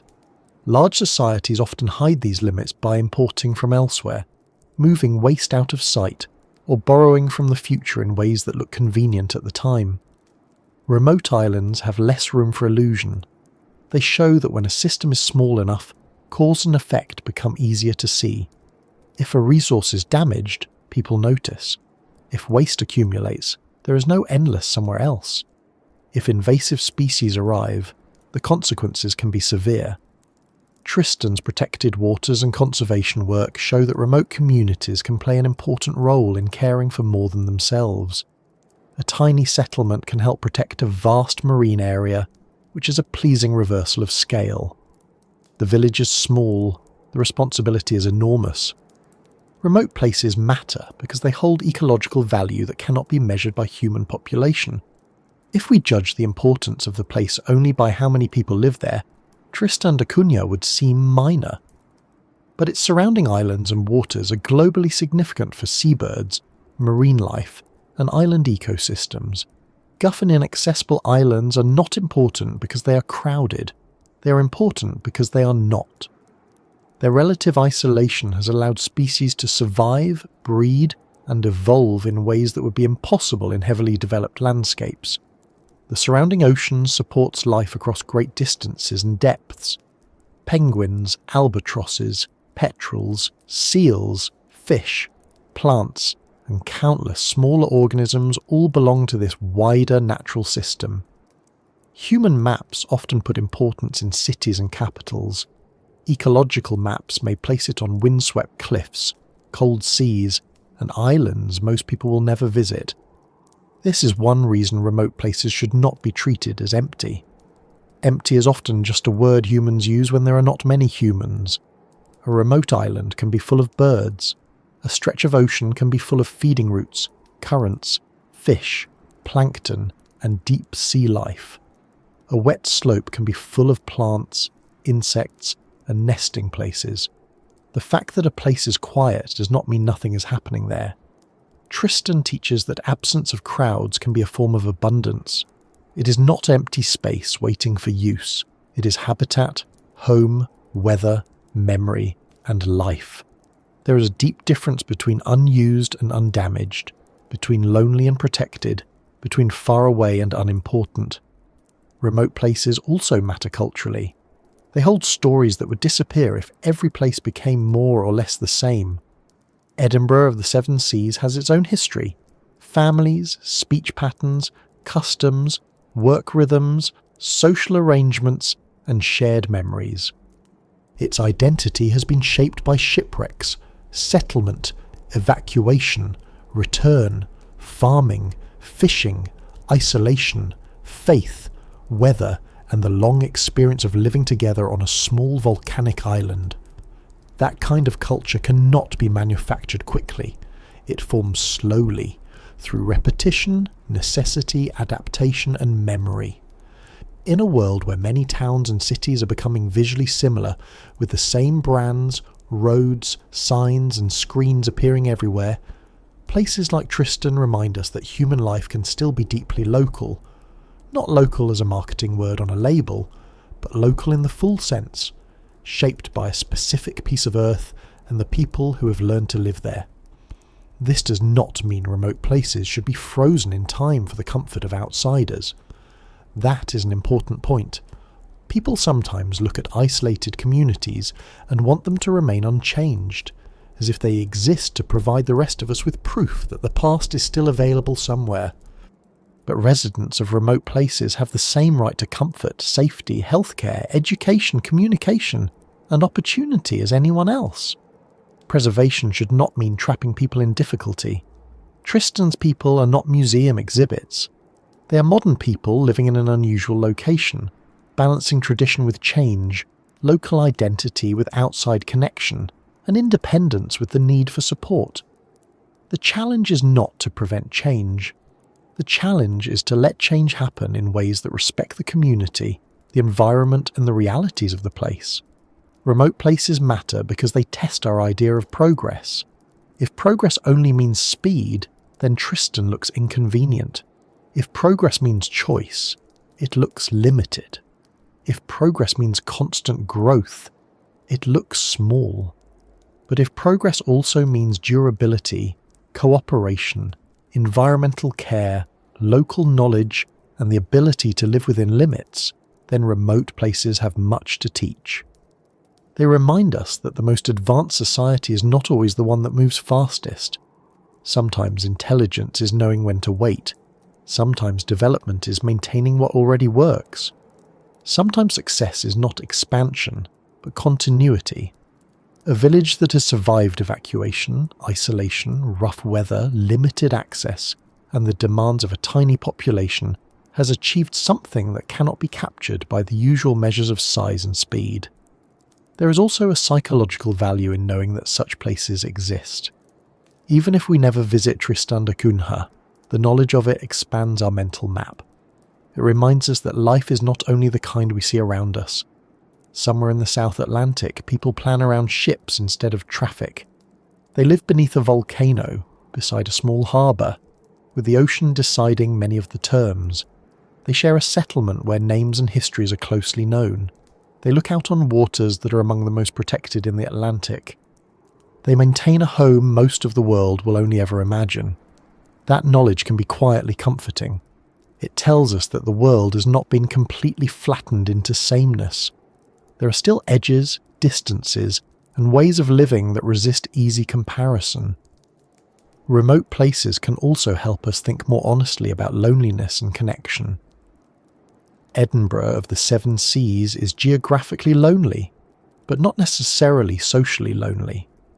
Many city dwellers live surrounded by people and feel deeply alone. Many remote islanders live far from other places but within a dense network of relationships.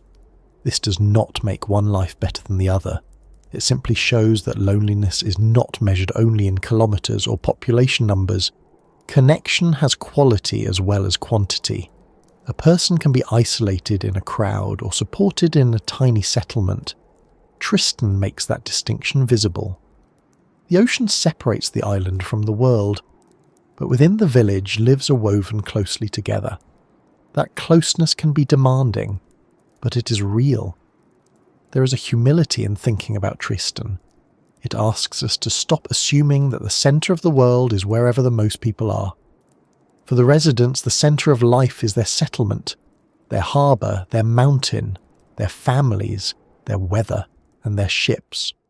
For seabirds, the centre may be a cliff or a nesting site. For fish, a current. For seals, a shore. For a visitor, perhaps the moment the island first appears after days at sea. The world has many centres depending on who is looking. A capital city is one kind of centre. A remote village is another. A breeding colony on an uninhabited island is another. Once we understand that, the map becomes less like a ranking and more like a set of overlapping lives. As our thoughts return to Edinburgh of the Seven Seas, we can picture it once more in its ordinary form. Houses gathered on the workable land, Queen Mary's Peak rising behind them, sometimes clear, sometimes hidden by cloud. The harbour facing the water. Potato patches, fences, animals, roads, tools and buildings maintained against wind and damp. A ship schedule discussed before the ship is seen. A school day unfolding. A meal being prepared. A radio call, a weather check, a repair, a greeting. A small task done because small tasks are what hold large things together. Nothing about this needs to be exaggerated. The truth is already enough. A tiny village continues to live in a place where most people would not know how to begin.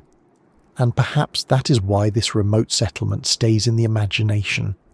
It is not because life there is easy.